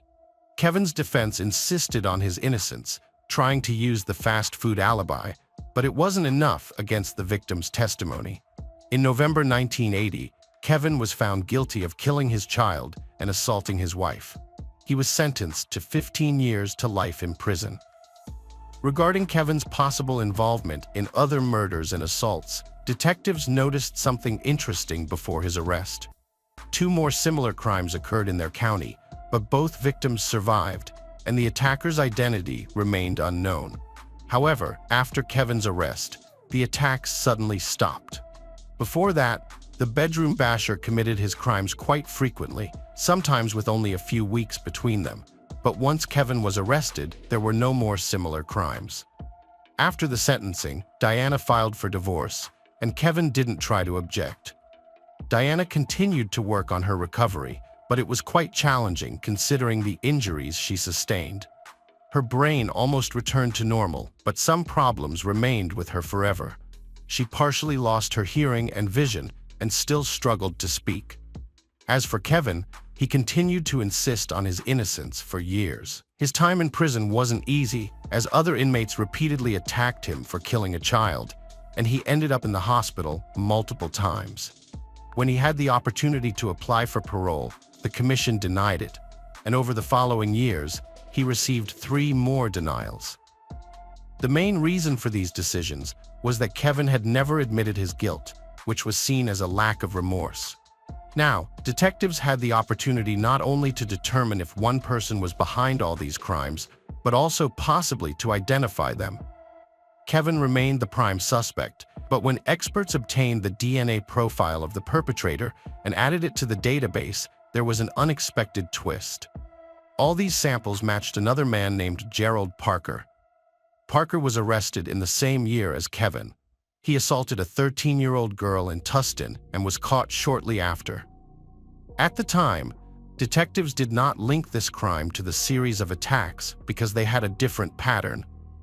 While the bedroom basher targeted victims late at night in their apartments, Parker abducted the girl on the street. Since then, Parker has been serving his sentence in prison and was set to be released in just a few days. After investigators obtained DNA matches for Parker in all the unsolved cases, they also remembered the attack on Diana, although this crime was considered solved. Detectives still considered its connection to the other similar cases highly likely. Now they understood that Kevin definitely wasn't the serial killer, leaving them with just one question: did he really attack his wife? During those years, Parker served at the same military base as Kevin and also owned a dark-colored van. As we recall, on the very first day, Kevin told the police that he saw an African-American man in front of their house walking near a dark van. This made detectives wonder, what if Parker was behind the attack on Diana? The local prosecutor visited Kevin in prison and informed him of the progress in the investigation of the Bedroom Basher murder series. He then asked Kevin to provide a direct sample of his DNA for analysis. Kevin, who had been trying to do this for years, immediately agreed. While experts conducted the analysis, detectives went to see Parker in prison. At that point, they hadn't yet charged him with the series of attacks because they needed time to prepare such a complex case. Nevertheless, the police decided to talk to the suspect, hoping he might give them a confession. Parker began to deny his involvement in the series of crimes, so detectives shifted the conversation to the attack on Diana. Before questioning him, they reviewed Parker's case and found something interesting. After his arrest for assaulting the girl, he told the police that military service was the best thing that had ever happened to him. Detectives decided to use this to their advantage and questioned how he could let another soldier take the blame for his crime. They continued pressing Parker, appealing to his loyalty to the military, until he suddenly said that another person was indeed serving time for the murder he committed. He continued admitting that on that night, he did indeed drive to Kevin's house in his van. His plan was to roam the neighborhood, peering into ground floor windows as he had done many times before, looking for his next victim. But this time he heard screams from Kevin and Diana's apartment, and a man came out onto the street. Parker noticed that he didn't lock the door, waited for a few minutes, then entered the apartment and assaulted Diana. He also said that he didn't know her husband since they had different duties on the military base. Parker also confessed to the other crimes, admitting to 6 murders and 3 non-lethal attacks. After the police obtained his confessions, DNA results proved Parker's involvement and Kevin's innocence. The prosecutor promised to overturn his sentence as soon as possible, and a few days later, Kevin walked free after spending 16 years behind bars. The twist in this case caused a widespread outcry. It wasn't just because an innocent man spent nearly half his life in prison for someone else's crime, but also because it took so long for the police to establish the real killer's identity. However, that wasn't the last twist in this case. When Kevin was released, the state of California agreed to pay him $10,000, which was a relatively small amount of money, even for those times. Several years later, he got additional compensation of $100 for each day spent in prison, totaling $620,000. But the story didn't end there. Despite Kevin's full exoneration, Diana refused to believe in his innocence. Up until that point, she had claimed Kevin was the only one who attacked her. After biological data from her body matched Parker's DNA, Diana came up with a new version of the stories. She claimed that on the night in question, Kevin attacked and assaulted her before leaving, and then Parker entered the apartment and did the same to her. Parker himself repeatedly stated that when he entered the apartment, the woman was simply lying on the bed without any visible injuries or signs of distress. He also claimed that he was the one who struck her on the head. Diana's family proposed another theory, suggesting that Kevin might have asked Parker to commit the crime, which is why he left the house that night, leaving the door open. However, Parker continued to insist that he didn't know Kevin. There were numerous people on the military base, many of whom didn't know each other personally. Besides, such a version would imply that Kevin should have known Parker was the serial killer to ask him something like that, which he vehemently denied. Kevin also denied any connection with Parker, insisting he would never harm Diana, let alone their unborn daughter. He maintained that he left the door unlocked simply because he didn't want to return for the keys right after the argument with his wife. He also added that he still blames himself for that decision. Diana insists on her version of events to this day, and there could be a simple explanation for that. The trauma she endured as a result of the attack had a profound impact on her brain. When she emerged from the coma, doctors warned all her relatives not to tell her what had happened, as her brain could accept any information as true, and she would believe such memories to be accurate and real.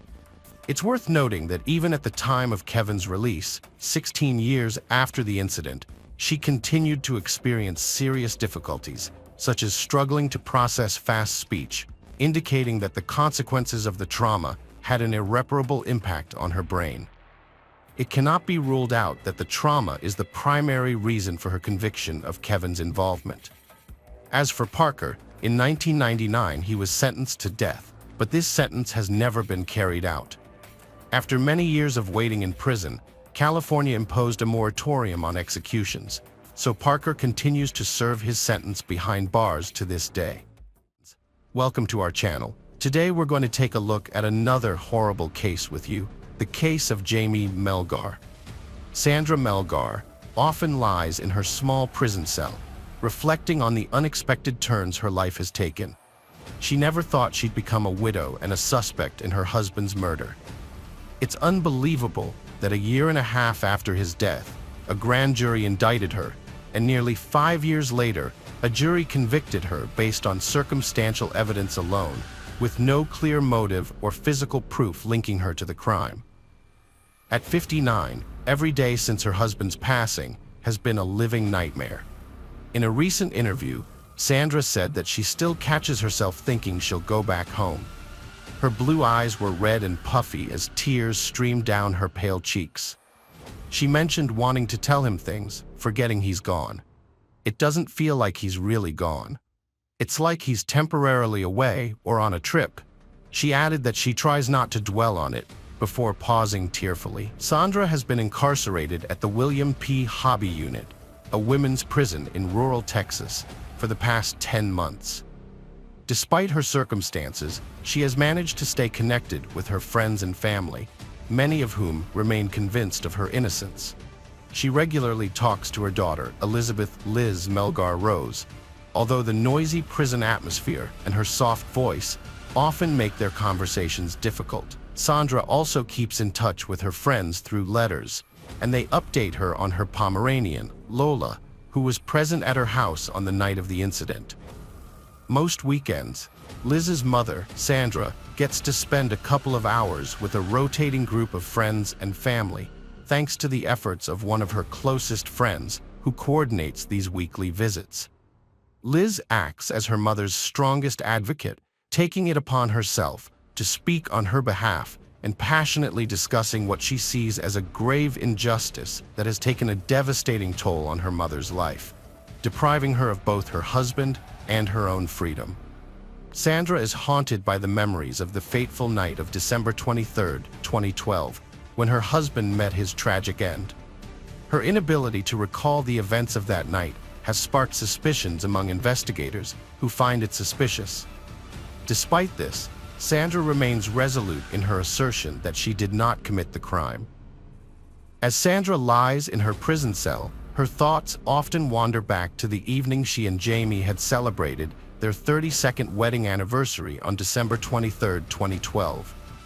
That night, Sandra Melgar was jolted awake by the incessant barking of their dogs, her vision blurred as she struggled to orient herself in the dimly lit room.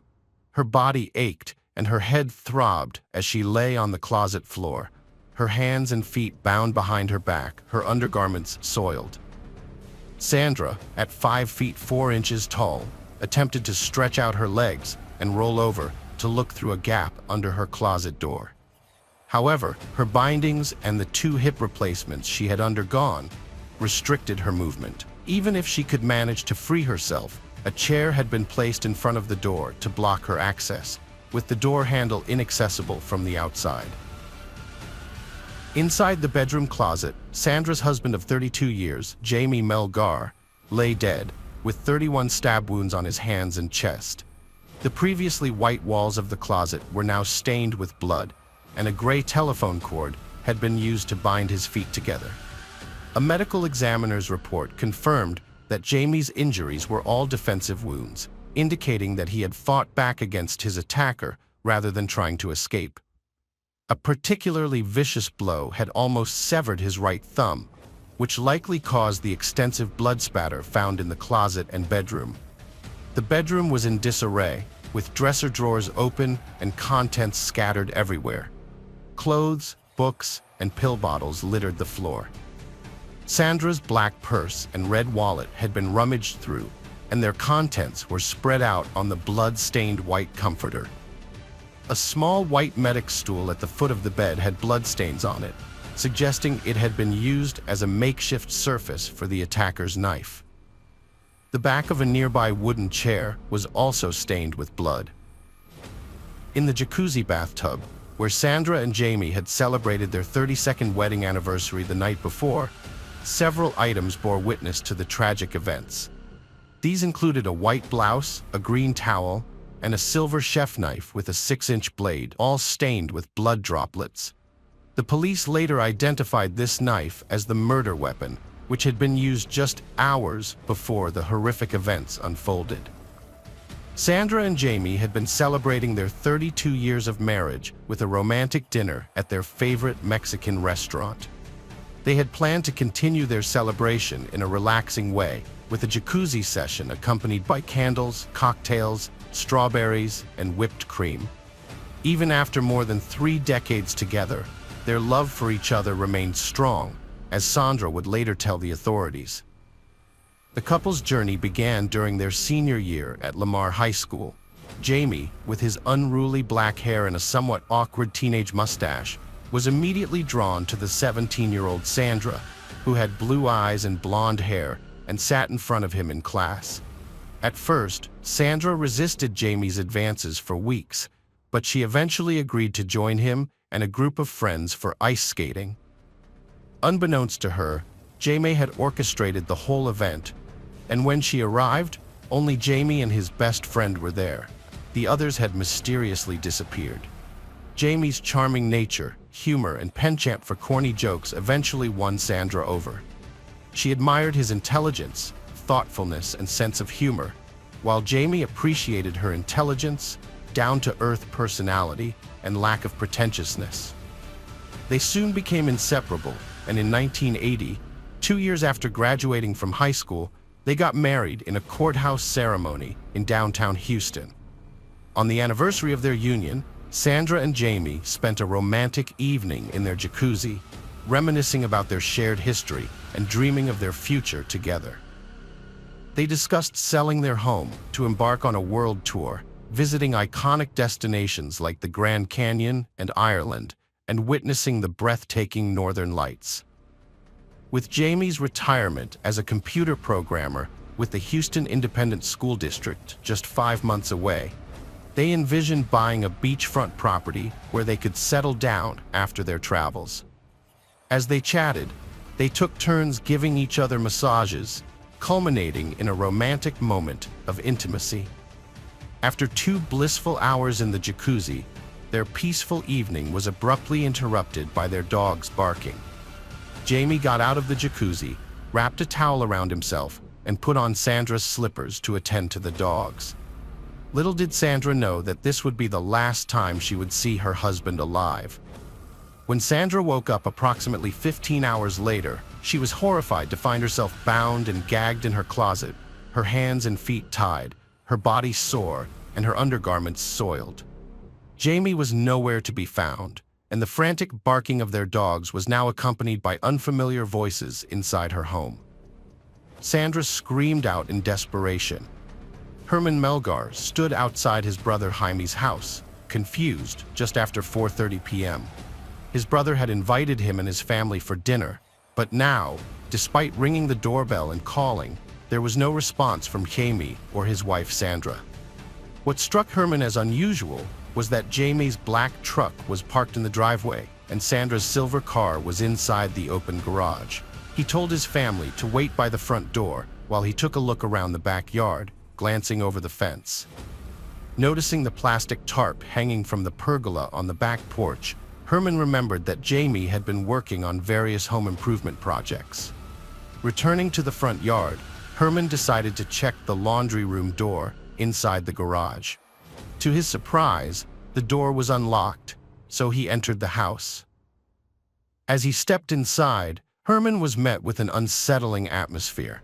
The house was dimly lit, gray and stuffy, with all the blinds drawn shut.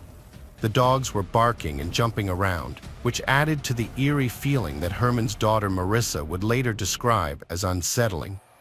It was at that moment that they heard muffled screams. Herman rushed to the back of the house and found a large chair propped against the bathroom closet door. Inside the closet, Sandra lay on the floor, wearing a black satin nightgown, desperately screaming for help. Herman and his wife Maria struggled to remove the tightly bound restraints from Sandra's arms and legs. Herman got a pair of scissors from the bathroom to help free her. Meanwhile, Sandra kept asking about Jamie's whereabouts. She had visible bruises on her arms, including a dark one on her left bicep. After they finally freed her, Sandra rushed into the bedroom and found Jamie's lifeless body protruding from the closet. She checked for a pulse, but it was clear from his cold, pale, and naked body that he had passed away. Sandra covered Jamie's body with a blue jacket, and Maria escorted her back to the bathroom. When the paramedics arrived, Sandra was in hysterics, making it difficult for her to communicate with Stephanie Roberts, the first paramedic to arrive on the scene. Roberts' report stated that Sandra was in shock, cried periodically, and had lost all sense of time. Her last memory was of around 1 a.m. that morning, unaware that 15 hours had passed and it was now evening. The police documented bruises on Sandra's hands and arms, as well as a small scratch on her left thumb, but found no blood on her. Sandra told the police that after Jamie let the dogs in, she got out of the bathtub and went to her closet to get dressed. Her next memory was waking up in the closet at an unknown time, and at some point she screamed for help, but then fell back asleep, possibly having a seizure.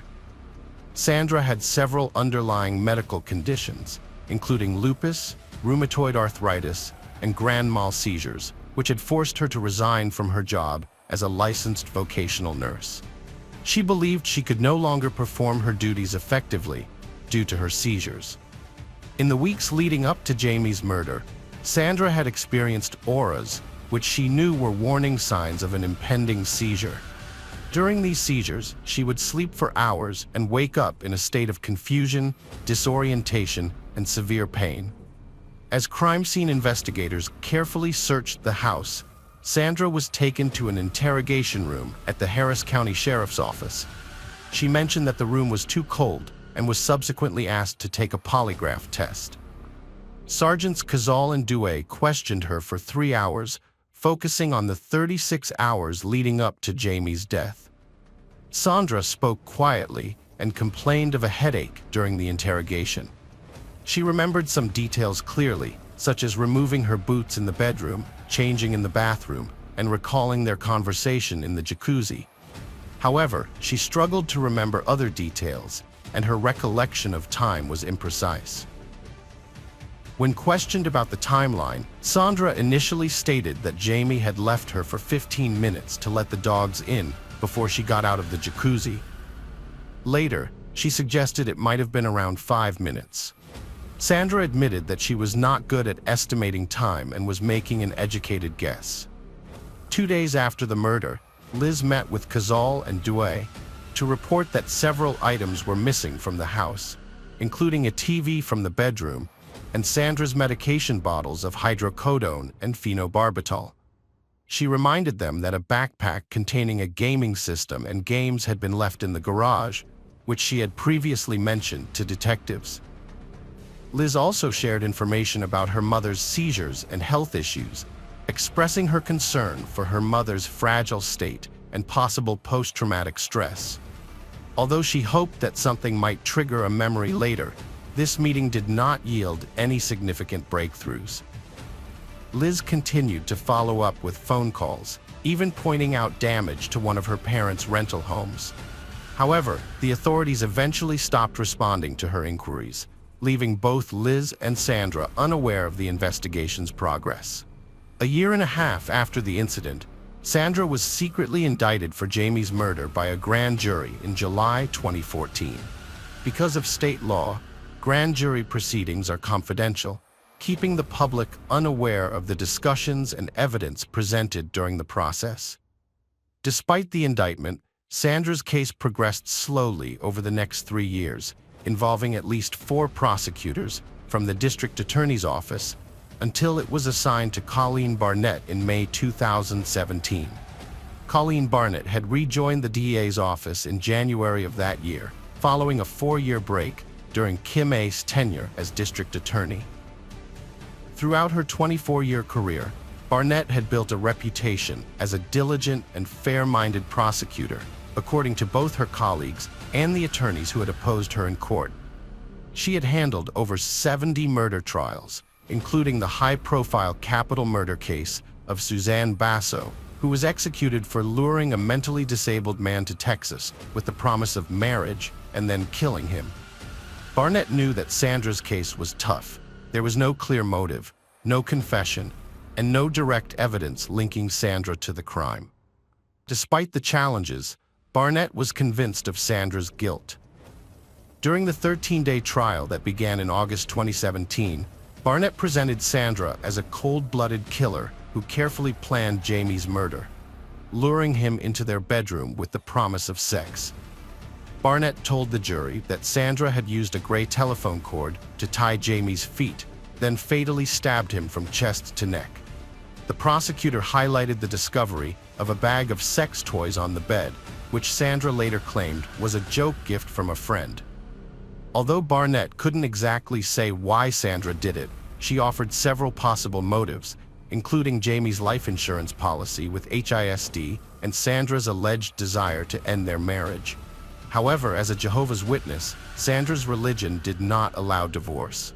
Sandra's attorney, George Ma Sechrist, a well-established and respected legal expert, presented a contrasting image of the seemingly fragile woman sitting at the defense table.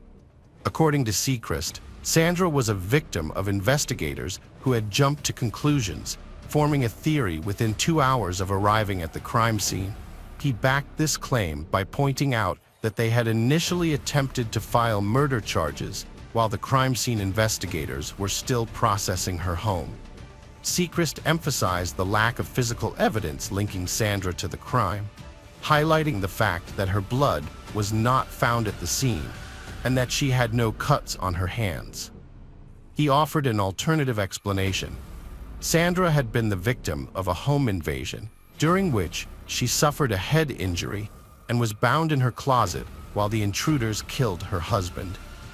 For the jurors watching Barnett and Sechrist in the courtroom, the atmosphere was likened to a high-stakes boxing match, as the two lawyers clashed in a battle of wits. Barnett landed a significant blow with the help of Celestina Rossi, a blood spatter expert and crime scene reconstructionist from the Montgomery County Sheriff's Office.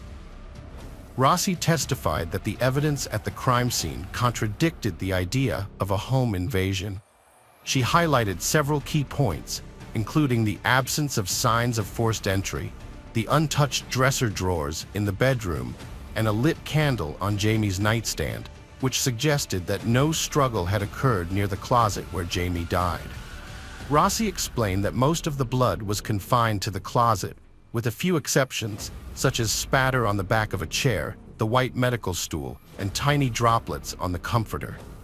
According to Rossi, this spatter was likely caused by the injury to the artery near Jamie's thumb. Rossi concurred with the medical examiner's report, stating that all of Jamie's wounds were defensive in nature.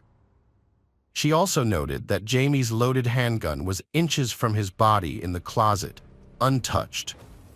Rossi emphasized that in a situation like this, one's instinct is to try to disarm their attacker rather than shoot them, even if they are approaching with a knife.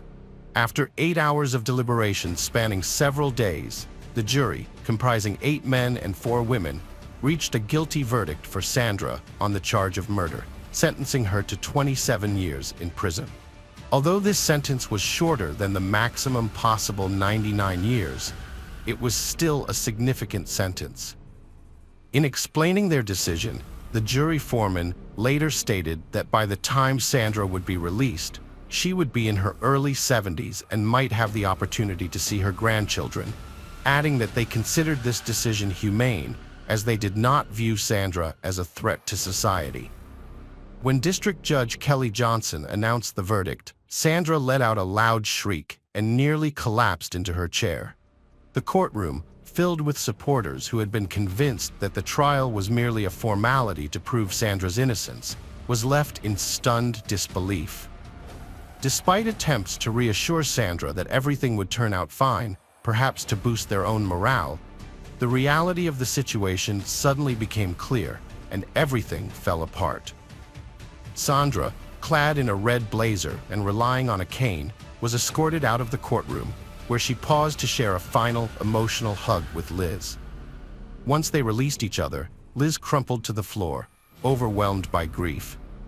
Having lost both her father and mother to a justice system she felt had failed them catastrophically, Liz was left feeling utterly alone and devastated. The jury foreman staunchly defended the prosecution's case, arguing it was the most plausible explanation, despite being rooted in speculation and theory. He highlighted the discrepancies in Sandra's account and questioned the legitimacy of her alleged seizure that night. While he conceded it was possible the jury had erred, he ultimately stood by their verdict. Friends, welcome to our channel. Today we're going to take a look at another horrible case with you, the case of Chad Dorman. Chad Dorman, a 32-year-old resident of Claremont County, Ohio, was married to 34-year-old Laura.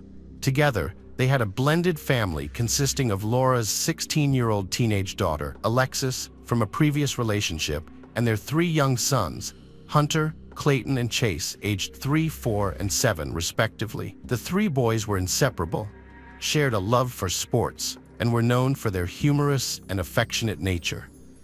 Laura was a stay-at-home mom, while Chad worked to provide for the family. They resided in a modest 3-bedroom, 2-bathroom house in New Richmond, a small town of approximately 2,000 people situated along the Ohio River in Claremont County.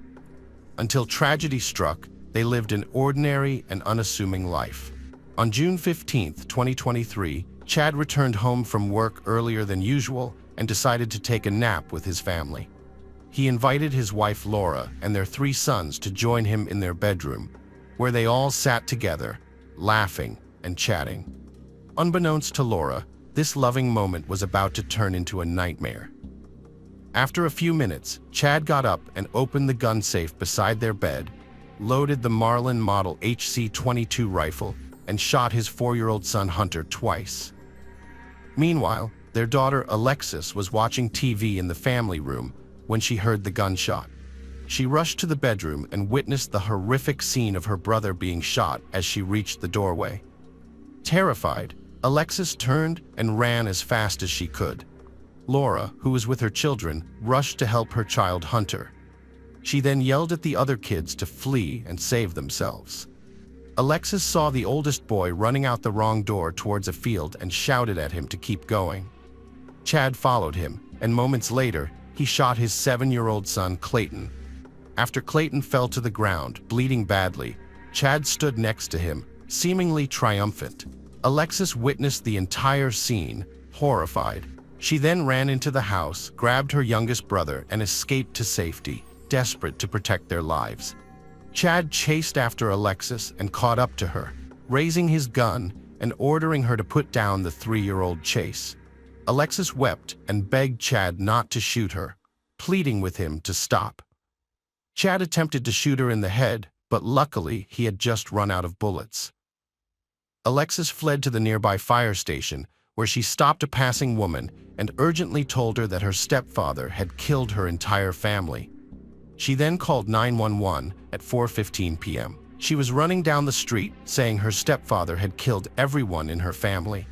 She called 911 and explained that she said her stepfather was killing everybody in her house.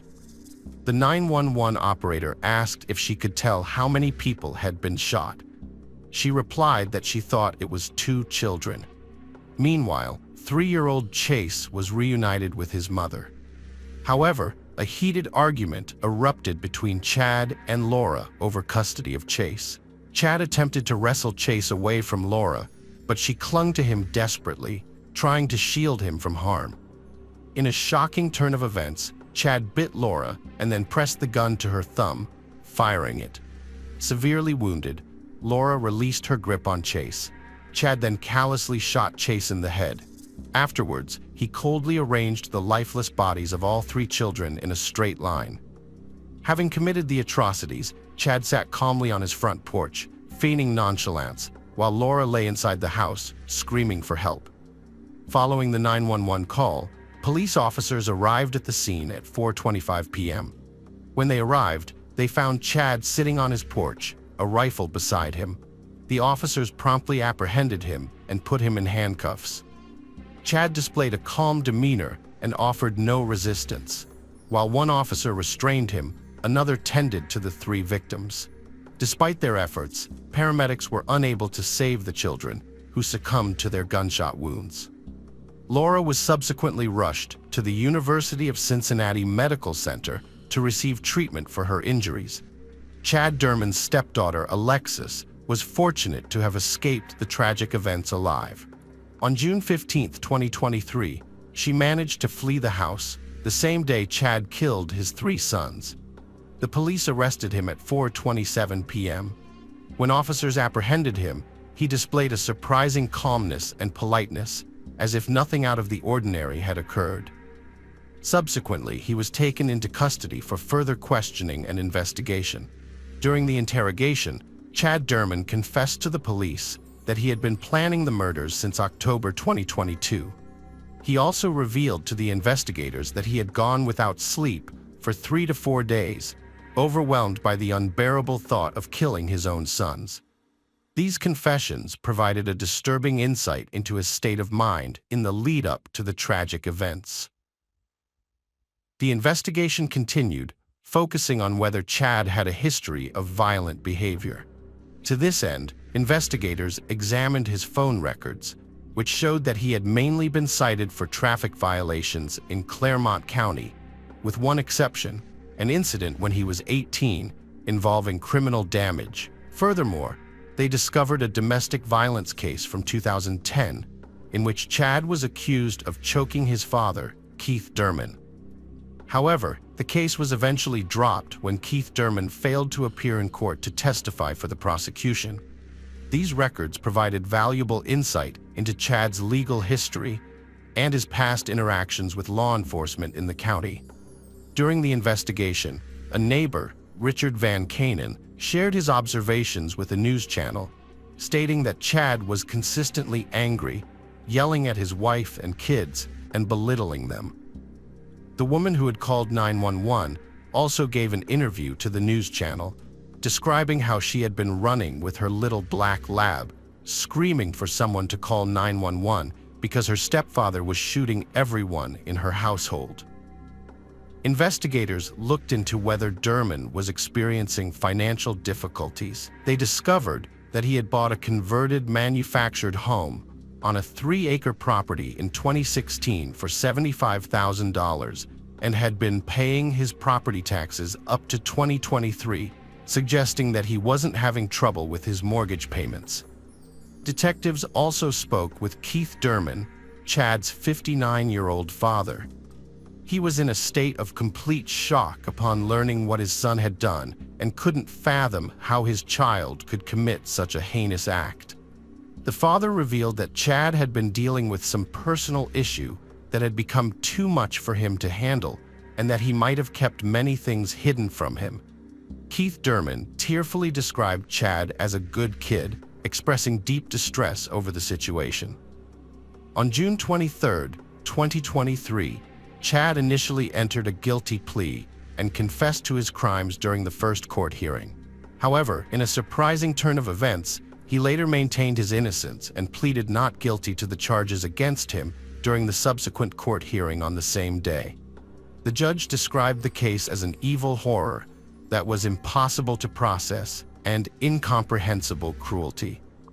The tragic events unfolded when the father, who stood before the court, brutally executed his 3 young sons, aged 3, 4, and 7, in his own home using a rifle. David Gast, chief prosecutor of the municipal court in Clermont County, revealed shocking details about the case, stating that Chad had meticulously planned the events. Chad's son had attempted to escape in a nearby field, but Chad chased, caught, and returned him to the yard, where he was brutally killed along with his brothers. According to Gast, the trauma inflicted by Chad on his family, community, law enforcement, and first responders is unimaginable. The prosecutor emphasized that Chad's admission of guilt in this case has left them grappling with the sheer horror of his actions. He described Chad's killing of his sons as one of the most heinous, craven, and cowardly acts they will ever encounter. The bill of particulars filed in Clermont County revealed the full extent of the crime. Gast explained that Chad deliberately lined up the boys and shot them, confirming that Chad himself admitted to planning the killings. When the mother intervened, she was shot in the hand. The prosecutor disclosed that Chad fired 9 shots, causing catastrophic harm, with one boy hit once and the other 2 each shot 4 times. The prosecutor, Mark Talvi, described to the judge the cruel manner in which Chad Dorman murdered his 3 sons, leaving the family and community in shock. Chad confessed to the crime, stating that he had done it and should be taken to jail, expressing regret and acknowledging that he shouldn't have shot them. Talvi emphasized that he would push for the death penalty for Chad Dorman. Initially, Chad faced 21 charges related to the tragic events that occurred on June 15, 2023. Specifically, he was accused of shooting and killing his 3 young children, 4-year-old Hunter, 7-year-old Clayton, and 3-year-old Chase, in an execution-style manner. The grand jury has now indicted Chad on 21 counts, including 9 counts of aggravated murder, 8 counts of kidnapping, and 4 counts of felony assault, which could lead to the death penalty if convicted. Claremont County Municipal Court Judge Jason Nagel ruled that Chad Dorman should be held in the Claremont County Jail and set his bail at a record-breaking $20 million. During a subsequent court hearing, Dorman's lawyer requested that the death penalty be removed from consideration, arguing that Dorman was severely mentally ill when he fatally shot his 3 sons on June 15, 2023.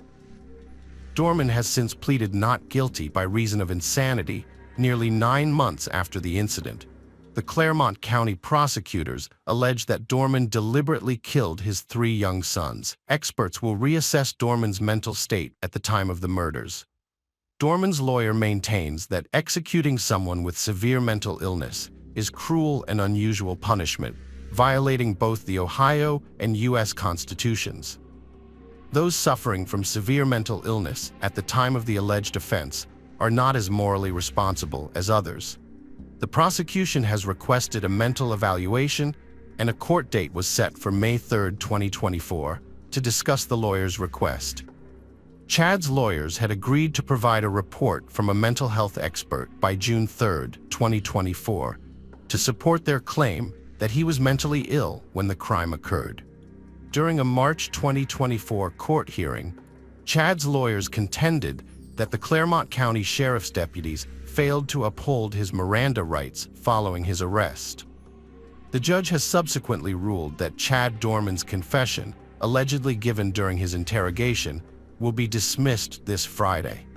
The judge's decision was based on the grounds that the defendant's rights were violated on 2 separate occasions.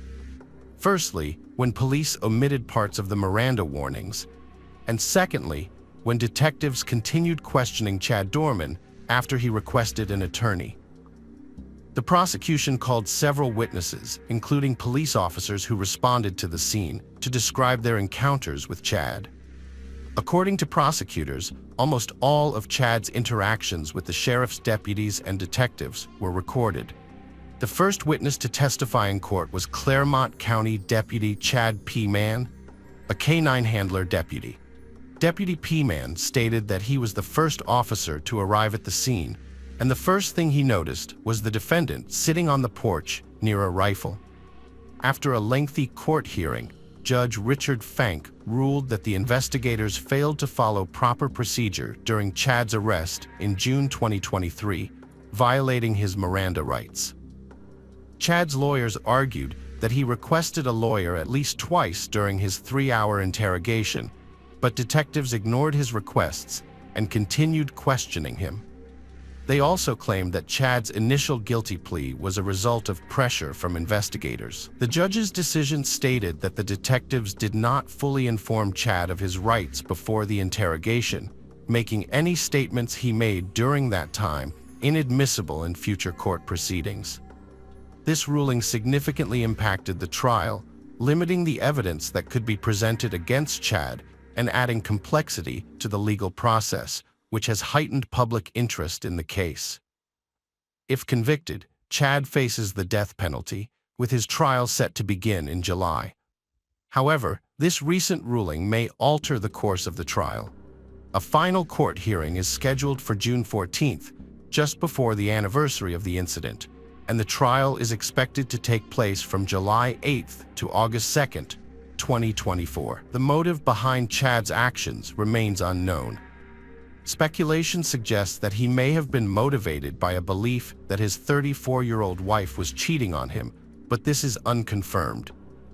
Earlier, hundreds attended a fundraiser for the victim's family, which the community sees as the least they can do to support them while the boy's father awaits trial for their murders.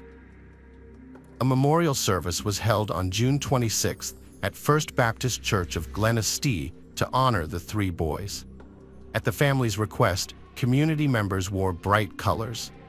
The community is still grappling with the tragedy of the shootings and the loss of 3 innocent lives. Outpourings of support for the family, friends, classmates, and first responders continue to grow, showing no signs of slow. Welcome to our channel. Today, we're going to take a look at another horrible case with you, the case of Jodi Sanderholm. Jodi Leanne Sanderholm was born on September 26, 1987, in Arkansas City to parents Brian and Cindy Sanderholm. As the third of 3 children, she had an older brother named Jason and an older sister named Jennifer. From an early age, Jodi had a passion for dance, which played a significant role in her life. However, she also prioritized her education and excelled in her studies. Jodi's academic achievements were impressive, earning her one of 4 valedictorian spots in her graduating class. During her high school years, she was an active member of the National Honor Society, received recognition as a Kansas State Scholar, and was awarded the Outstanding Physics Student of the Year award. Additionally, she was captain of the Ark City High School dance team for 2 years and an instructor for both Ark City Dance and the Universal Dance Association. After graduating, Jodi attended Cowley College, where she studied pre-pharmacy and was part of the Cowley Tigerette dance line. On the morning of January 5, 2007, Jodi drove to college for a dance rehearsal that was scheduled to end at 10:45 a.m. After the rehearsal, she planned to return home. However, when her mother, Cindy, called her cell phone multiple times, Jodi didn't answer, which was unusual for her. Being a responsible and communicative person, Jodi always kept in touch with her family, and her mother's repeated calls went unanswered, leaving her with a sense of unease. Cindy left work early to check on Jodi, who should have returned from dance rehearsal. But when Cindy arrived home, she noticed Jodi's car was missing, which only added to her anxiety. Entering the house, Cindy realized Jodi was not there. Her dance uniform, which she usually washed after rehearsal, was nowhere to be found. The shower stall was dry, suggesting Jodi hadn't showered after dance class. Cindy soon discovered that Jodi had not contacted her father or sister Jennifer either. Jodi had a noon appointment, but she didn't show up. Cindy and Brian began calling Jodi's friends, hoping someone had seen her. But none of them had since the morning rehearsal ended. The dance team was scheduled to perform at a basketball game that evening, and Jodi, as the choreographer, wouldn't have missed it voluntarily.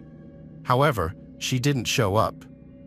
By 6 p.m., Cindy and Brian were still unable to locate Jodi, so they contacted the police and reported her missing. The sheriff's office quickly created flyers with Jodi's description and began investigating her last known whereabouts, issuing an APB on her vehicle.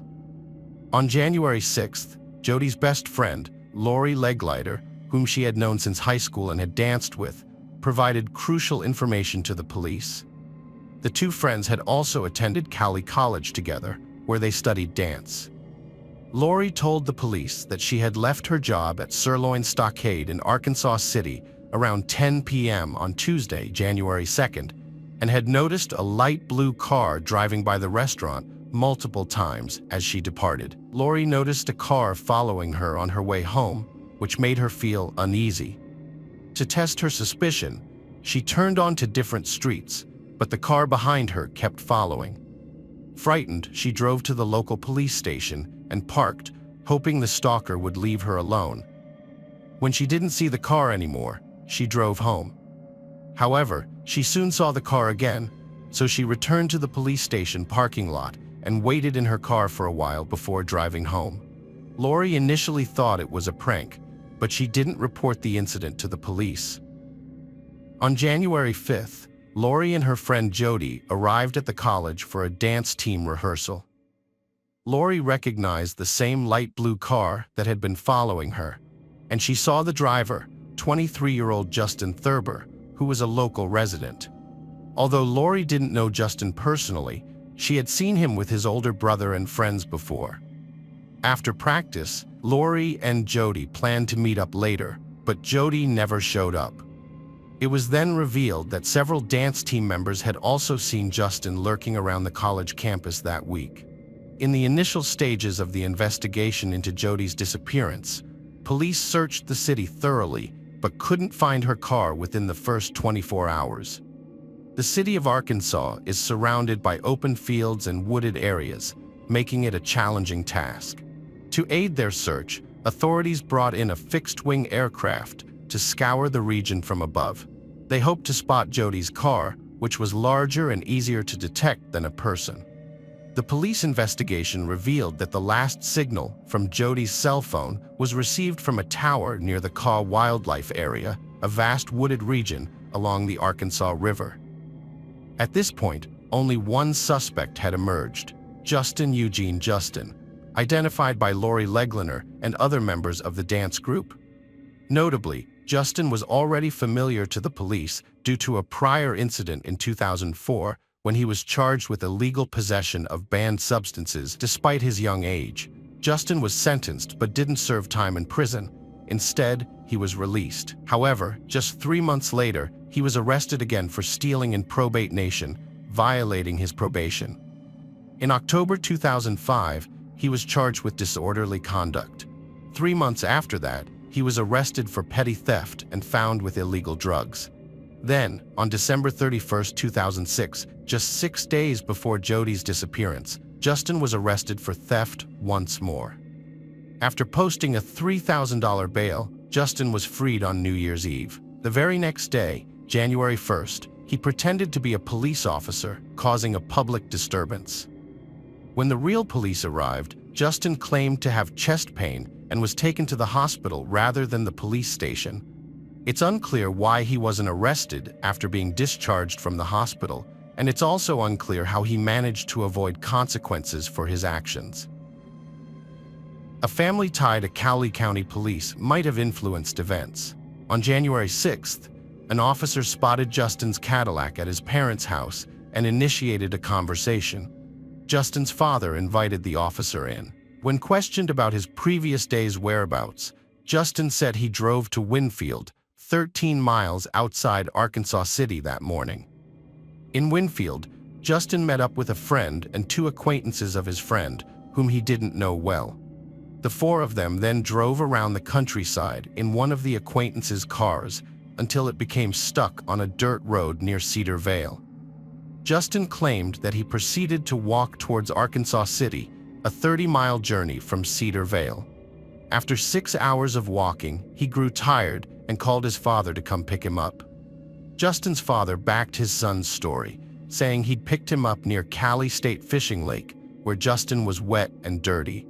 The officer found the story unconvincing, but lacked evidence to charge him, so let him go. That evening, police questioned Alexis Schwartzel, who had recently ended her 3-year relationship with Justin Thurber. When informed about the investigation into Jody Sanderholm's disappearance, Alexis was shocked. She revealed that Justin had once told her that he had been watching Jody since he was 13 years old, often sneaking peeks at her while she swam in her backyard pool and even peered through her bedroom window, waiting for her to change clothes. Alexis explained that she had broken up with Justin due to his abusive behavior and increasing strange tendencies. She recalled that during intimate moments, he would choke her until she lost consciousness. Moreover, he would ask her to fight him, as it was the only way he could become aroused. The police grew increasingly suspicious of Justin's involvement in Jody's disappearance, despite lacking concrete evidence. Nonetheless, Justin was arrested later that evening, on January 6th. Detective Eric Mata arrested Justin Thurber for bail violation and criminal trespassing because Justin was found on the college campus, which the detective believed he was not supposed to be on. Justin requested to speak with his lawyer when arrested. Around the same time, police officers arrived at Justin's parents' house with a search warrant. During the search, the officers took Justin's shoes, which were wet and drying on a towel. His father had helped him clean the mud from the shoes. The clothes he wore when his father picked him up were also found, but Justin had already washed them. On January 7th, rugged terrain search teams combed the Kaw Wildlife Area for Jody Sanderholm, finding shoe prints matching Justin's and smaller ones. They stopped for the night, resuming the search the next day. En route home, searchers checked Cowley County State Fishing Lake, recalling Justin was wet when picked up by his father. Near a public restroom, investigators discovered several important pieces of evidence. This included a muddy tire track, shoe prints with mud on them, and a portable toilet containing a handwritten note addressed to the parents of Jody Sanderholm. In another toilet, they found dance shoes and a flip-flop sandal that matched the footprints found at the Kaw Wildlife Area. Further searches yielded a collection of personal belongings, including cut-off sweat shorts, a wallet with Jody's driver's license and social security card, a black leotard, a tigerette jacket with her first name on it, a vehicle floor mat, and a car seat cushion. Search efforts focused on Cowley County State Fishing Lake and the Kaw Wildlife Area. On January 9th, specialists used sonar to locate Jody's submerged car. Tragically, her body was found later that day, hidden under debris. DNA evidence linked Justin Thurber to the car and body, but water in the car likely destroyed additional evidence. Forensic investigators found crucial evidence after many hours of work. A hair on Jody's car seat was matched to Justin Thurber through mitochondrial DNA testing. Private DNA expert Barbara Leal analyzed samples from Jody's arm and chest. It was possible that Justin was involved. Cell tower data showed Jody's and Justin's phones were in the same area simultaneously. This was corroborated by Jody's friend Lori, who saw Justin in the college parking lot that day. Security footage confirmed Lori's account, showing Justin following Jody in his Cadillac. Investigators believe that Justin followed Jody from college to her home, where he attacked her after she retrieved letters from the mailbox. A shoe print identical to Justin's sneakers was found by the mailbox, supporting this theory. Footprints matching Justin's shoes were discovered at the Kaw Wildlife Area, and smaller prints matched Jody's shoes found at the lake, along with her other belongings. In the preserve, searchers found footprints of Justin and Jody side by side, indicating they walked together at one point. However, Jody's footprints stopped and Justin's continued deeper into the woods, so he carried her further on his own. His shoe prints were also found near where the body was discovered. Moreover, the three people Justin claimed to have been with on the day of Jody's disappearance denied his story, revealing that his alibi about getting stuck near Cedar Vale was a lie. The police drove Justin to Cedar Vale to verify his alibi, but he couldn't pinpoint the location where he claimed his car was stuck. Back at the police station, Justin agreed to take a polygraph test and requested that his relative, Chad Monroe, who worked for the Cowley County Sheriff's Office, be present during the questioning. The collected evidence was sufficient to indict Justin Thurber. Despite his denial of guilt, the judge set his bail at $1 million. Justin's lawyers attempted to argue that he was mentally incompetent, but their efforts were unsuccessful. Given that Justin had graduated from high school and attended college, the judge deemed the defense's claim of mental retardation unproven. The medical examiner who performed the autopsy testified in court, describing the brutal nature of Jody's last hours. Her body and face were covered in bruises and abrasions, with clear signs of strangulation on her neck, which was ultimately determined to be the cause of her death. Here's what the medical examiner found during the autopsy. The crime was driven by sexual desire and involved an object, a stick. To give you an idea of what happened at the wildlife area without going into detail, it's worth noting that not all violent criminals are as brutal as Justin. At Justin's trial, 7 women, including his ex-girlfriend, testified that they had been stalked by him. One of these women was a co-worker who was so afraid of Justin that she had to have a police officer escort her to her car after work because she had seen him waiting for her earlier. He had left a disturbing gift on her car, a rose, and a note saying he was interested in her. Multiple witnesses reported seeing Jodi Sanderholm's car on January 5, 2007. Carrie Morris, a friend of Jodi's, saw Jodi sitting in the passenger seat of her car as they drove past each other in Arkansas City around noon. Morris noticed that the driver was a large man. She tried to call Jodi's cell phone, but there was no answer. Later that day, around 3 p.m., 2 other women reported seeing a car that looked similar to Jodi's on a dirt road south of Arkansas City. One of the women identified the driver as Justin in court. After a trial, the jury delivered a unanimous verdict on February 17, 2009, finding Justin guilty on all counts. They recommended that he be sentenced to death. Justin's lawyer attempted to negotiate a plea deal to avoid the death penalty, but Jodi's family opposed it. The judge ultimately sentenced Justin to death by lethal injection in March 2009.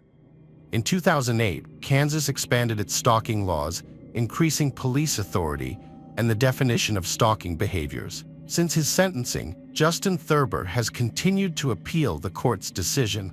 His lawyers are now arguing that he has a mental disability, which they claim is supported by evidence from 2018. However, the Kansas Supreme Court has put his death sentence on hold, citing a U.S. Supreme Court ruling that prohibits the execution of individuals with developmental disabilities, even if they are mild. Justin was found competent at his original trial.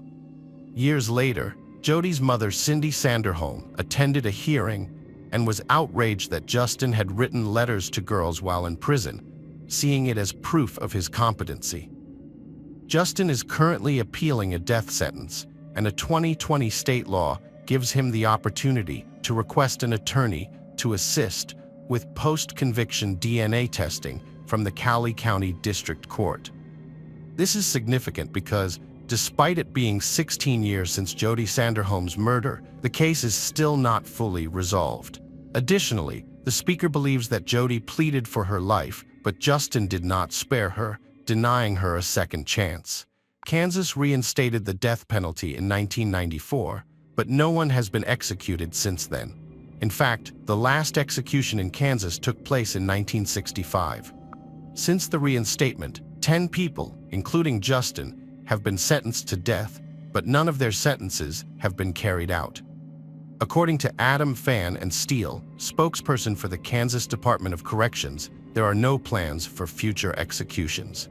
Jennifer Aldridge, Jodi's sister, finds it surprising that Kansas reinstated the death penalty over 20 years ago without a plan for carrying out executions.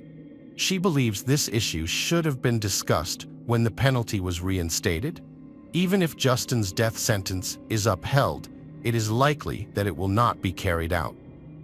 Justin Thurber is currently being held at the maximum security El Dorado Correctional Facility in Butler County, Kansas. According to a 2014 report by the Kansas Legislative Post-Audit Committee, it costs almost $49,000 per year to keep an inmate in administrative segregation at El Dorado. Furthermore, it's not just the cost of housing a death row inmate, it's also 4 times more expensive to prosecute a case where the death penalty is sought by the prosecution. The Sanderholms feel that paying taxes is an additional unfair burden on top of the emotional pain they're already enduring as they wait for justice in their daughter Jodi's case. Brian Sanderholm explained, "Every week, when I see the taxes deducted from my paycheck, it's a painful reminder that I'm supporting the person responsible for our suffering." His wife Cindy echoed his sentiments, saying, "He deserves the maximum punishment, which is what the law intended. We need to reform the law so it can be enforced effectively." If you were in our shoes, what would you want to happen to someone who harmed your child? Cynthia Ann Sanderholm, Jody's mother, sadly passed away on December 2, 2022, at the age of 63. Hello friends, welcome to our channel. Today we're going to take a look at another horrible case with you. The case of Tess Ritchie.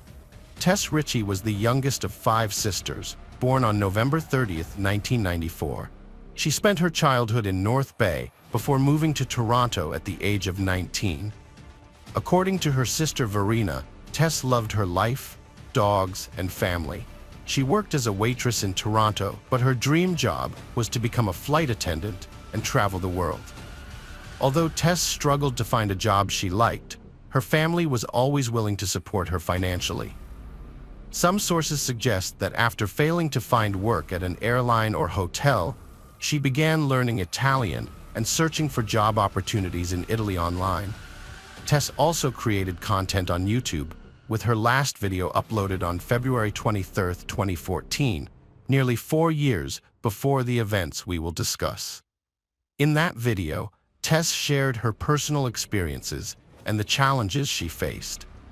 Tess explained that she searched everywhere for someone who would understand and relate to what she was experiencing, but she never found that. She said her boyfriend's physical abuse is never acceptable, no matter how minor it may seem. She stated that he hit her, and even downplaying it as just throwing a purse at her is embarrassing because it happened in his bedroom, and it's a sad reality. After recording this video, Tess mentioned that she faced more personal struggles. In 2017, she experienced a devastating breakup with her boyfriend Julian on November 23rd. The next day, she turned to her older sister Rachel, who was not only 8 years older, but also her closest confidant. Tess recounted that she spent most of November 24th at Rachel's house in Toronto, where they discussed her breakup, went shopping, and visited a dog park. Rachel had to encourage her to eat dinner because she had lost her appetite due to stress. Despite her emotional state, Tess made plans to meet an old school friend, Riley Samar, that night. Samar was from North Bay, and she had moved to Toronto in the summer of 2017. They hadn't seen each other in years, but now that they were both living in the same city, they had started talking again. Samar suggested they go to Cruise and Tango, a well-known drag bar in the Church in Wellesley area, that evening. Rachel's partner arranged for Ritchie to take an Uber to meet Samar downtown. Ritchie saw her sister Tess running out to catch the Uber, which was the last time she would ever see her alive. Ritchie arrived at the Cruise and Tango club around midnight, but Samar wasn't there yet. The club was packed, and Tess sent a text to her sister to let her know she had arrived safely. The next morning, Ritchie sent a text to her sister, not expecting a quick response since Tess had been out late the night before. However, by 6:30 p.m., Ritchie still hadn't heard back from Tess. She then discovered that none of her texts had been delivered to Tess's phone. When Ritchie tried calling, the calls went straight to voicemail. Their mother, Christine Hermiston, also attempted to contact Tess, but her phone was turned off. Christine got a notification that her daughter Tess had ordered an Uber at 4:02 a.m., but then the ride was canceled. This happened because Tess had used Christine's credit card to set up her Uber account, so Christine received updates on all of Tess's Uber rides. When Christine and her family couldn't reach Tess during the day and her phone stayed off, they started to worry because Tess always kept in touch with them. Rachel typically kept her phone with her at all times. On Saturday night around 9 p.m., she asked her partner to check on her sister's apartment in Scarborough while she reached out to her friends. Tess was still missing, and her family was growing increasingly worried. Rachel began calling hospitals and also contacted the police. By the following evening, the police had no updates for Tess's family. Multiple officers were assigned to search for Tess Ritchie, but no one had seen or heard from her in the past 2 days. On Monday, Tess's mother, Christine, and one of her sisters traveled from North Bay to Toronto to help with the search. They distributed flyers featuring Tess's picture, hoping someone might recognize her. The family did everything they could, but unfortunately, The police's investigation into Tess's disappearance was lacking. Meanwhile, Tess's friend Riley, who had gone to the bar with her that night, returned home safely. When asked about Tess's whereabouts, Riley mentioned that they had both been drinking heavily, which led to the bar's security asking them to leave. They left the bar shortly after 2 a.m. and headed to Wellesley Street to grab a bite to eat. On their way, they met a guy who decided to join them, but Riley couldn't remember his name.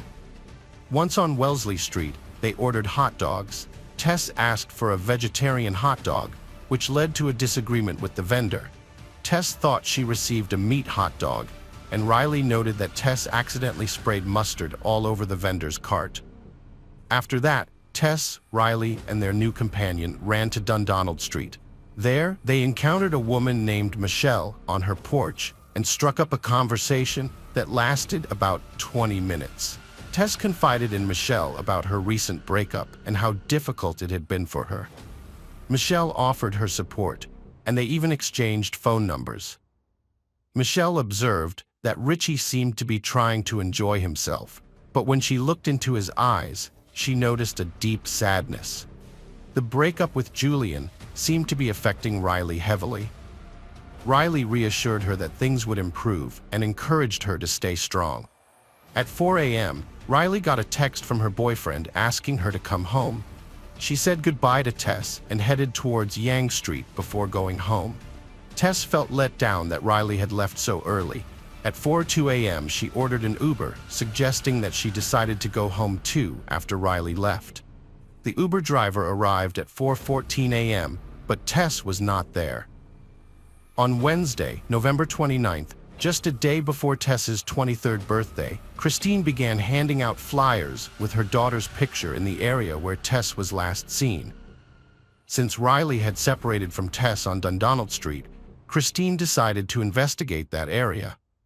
She reached out to Anne Brazo, a nurse at St. Michael's Hospital, knowing their daughters had been friends since elementary school in North Bay. Together, they began searching for Richie as efforts intensified and social media campaigns aimed to find her. During this time, Brazo made a chilling discovery while looking into the bottom of an outdoor stairwell at a construction site located at 582 Church Street. She immediately recognized Richie's body lying on the concrete. "I was in complete shock, horror, disbelief.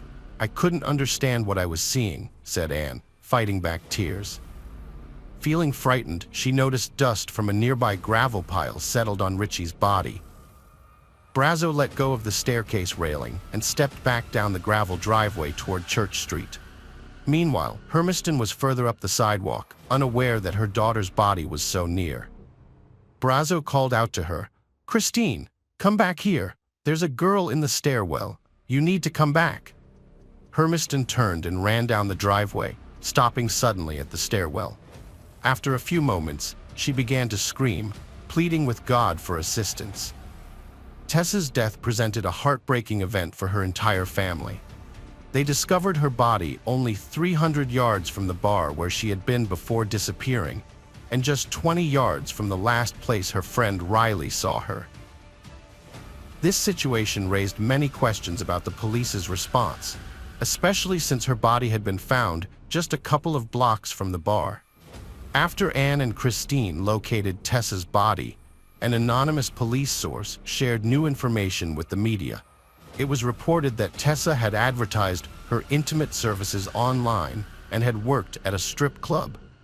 Tessa's mother stated that the Toronto police did not adequately search for Richie because they assumed she was an escort. This assumption was horrifying to Hermiston, who expressed her anger at the media's portrayal. After Richie's body was found, police sources claimed she was involved in the sex trade, which Hermiston called a blatant lie. They spread this information to suggest she led a high-risk lifestyle, deflecting blame from themselves. Although Tess briefly worked as a waitress at a strip club, she quit less than 2 weeks after starting. The mention of intimate services was linked to a dating site account, not a profession. Despite the discovery of Richie's body, the circumstances of her death remained unclear. Initially, police did not suspect foul play. but the homicide unit took over when an autopsy indicated she had died from neck compression. Additionally, they discovered seminal fluid on her clothing and saliva on her bra. DNA tests revealed male DNA, prompting police to begin searching for a suspect. Based on Riley's testimony, detectives aimed to identify the man Tess had met that night, as he was the person she spent time with after Riley went home. The police examined CCTV footage to gather information about that night. The video shows Tess and Riley leaving the bar and heading towards a hot dog vendor. There were also cameras on the building near where Anne discovered the body. After reviewing the recordings, the police observed Tess and an unidentified man walking hand in hand up the gravel driveway. According to the police, the camera captured Tess and this unknown man at 4:14 a.m. A subsequent recording taken 46 minutes later showed the man leaving the location alone, with no further footage of Tess. This led the police to consider him the main suspect in the Tess Ritchie case. On December 10th, during a press conference, the Toronto police released images of him obtained from the surveillance footage. They hoped that someone would be able to identify him. The police discovered the identity of the man after seeing the published images. He called the police station himself and stated that he was the guy in the photo. The person who was with Tess that night was identified as 21-year-old Colin Schlatter. In the fall of 2017, Schlatter was 21 years old and living with his parents and younger brother in their home in North Toronto. He had completed a year of postgraduate studies to become a car mechanic and was working with his father in construction. Schlatter, along with his parents and one of his lawyers, visited the police station where he spoke briefly with detectives but chose not to testify. But finally, they provided the police with important evidence. While still at the police station, Schlatter discarded an empty water bottle in a trash can. The police took the bottle and sent it for forensic analysis. After some time, they found that the DNA on the bottle matched DNA samples taken from seminal fluid and saliva found on Tess Ritchie's body, indicating that they came from the same person. Police planned an undercover operation to observe Schlatter for several weeks, but the DNA results sped up their timeline. Schlatter was arrested at approximately 11 p.m. on February 4, 2018, after watching the Super Bowl with his family at a cinema. He was taken to the 13th Division and placed in a holding cell at 3:19 a.m. on February 5th. Two other men were in holding cells next to him, both of whom were undercover police officers. Schlatter was unaware that he was about to provide them with a significant amount of evidence. The three men were in plain holding cells, each containing a combination toilet, sink, and bed. In the cell, Schlatter discussed his love for card games and claimed he had a knack for attracting women. He bragged about having slept with over 40 women, even though he was only 21. Schlatter did not encounter Tess and her friend Riley on the street. He saw them for the first time in the same bar where he was present. This recording was made just before security asked Tess and Riley to leave the bar. Schlatter also spoke to undercover officers about Tess. Initially, he claimed she was alive when he departed. However, he later suggested that something might have happened because alcohol had clouded his memory. He doubted his own capability. The police charged Ken Schlatter with the murder of Tess Ritchie, but he denied the accusation. In June 2018, police officers Alan McCullough and Michael Jones were charged with 2 counts of misconduct for neglect of duty under Ontario's Police Services Act. The report of hearing stated that they allegedly failed to thoroughly search the nearby property or immediate area, interview neighbors, and inform a supervisor. If they had followed protocol, Christine Hermiston stated, they would have found her. She was lying just around the corner. During the 2020 trial of Ken Schlatter, his defense argued that someone else could have approached the stairs where Tess was lying by climbing over the fence on the other side of the building, thus avoiding the cameras.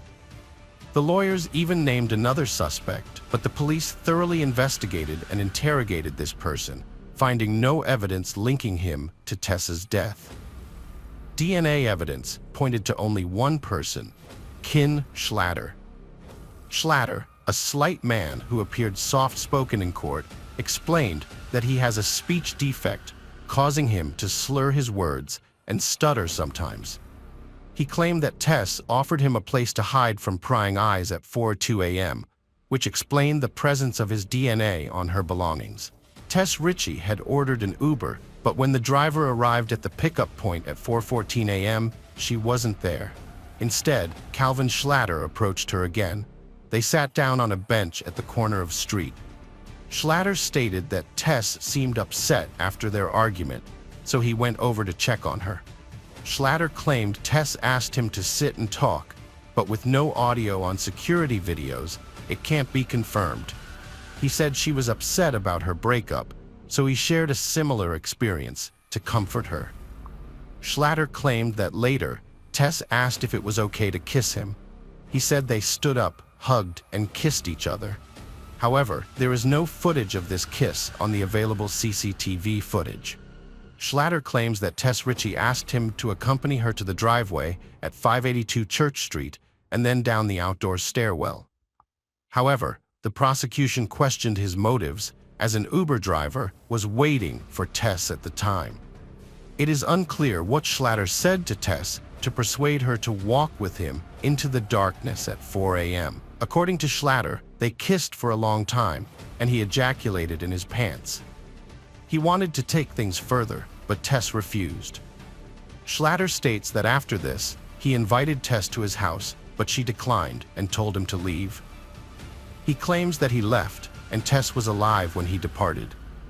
There were only two people who knew the truth about the events of that night. Unfortunately, one of them had already passed away. During the trial, the prosecution presented two key witnesses, Riley, a friend of Tess, and Michelle Tepp, a woman who had spoken with Tess and Schlatter that night. Both Riley and Michelle identified Schlatter. In addition to talking to two undercover police officers, Schlatter is also alleged to have shared important details with a cellmate, known only as ES due to a publication ban, when they were both being held at a Toronto detention center for about 2 months in 2018. ES has a long history of criminal activity, including multiple break-ins and a domestic assault. The informant, who shared a cell with Calvin Schlatter, initially felt sympathetic towards Schlatter because he was a young man experiencing imprisonment for the first time. However, as time passed, his opinion of Schlatter changed. Schlatter would often cry himself to sleep, claiming he didn't want to serve his sentence and missing his mother. Despite this, Schlatter showed no regret when discussing the death of Tess Ritchie. According to him, Schlatter admitted to kissing Ritchie and losing control when she refused to go further, ultimately strangling her with a scarf. In court, Schlatter denied having these conversations with the informant, and his lawyer portrayed the informant as a deceitful liar. Nevertheless, physical evidence suggests that Ritchie was strangled, and only Schlatter's DNA was found on her clothing. In her final statement to the jury, defense attorney Lydia Riva presented her client, Schlatter, as a harmless and innocent young man. She acknowledged that it can be difficult to accept, but the criminal justice system is not infallible and can sometimes make mistakes. On March 23, 2020, the jury delivered a guilty verdict, and the judge sentenced Schlatter to life in prison with the possibility of parole after 25 years. The trial was emotionally devastating for Ritchie's family and supporters, who were often left reeling and in tears in the courtroom. Tess's death has left the family feeling guilty and broken, struggling to look at each other. They're seeking $20 million in damages, including punitive damages, to ensure justice for their daughter.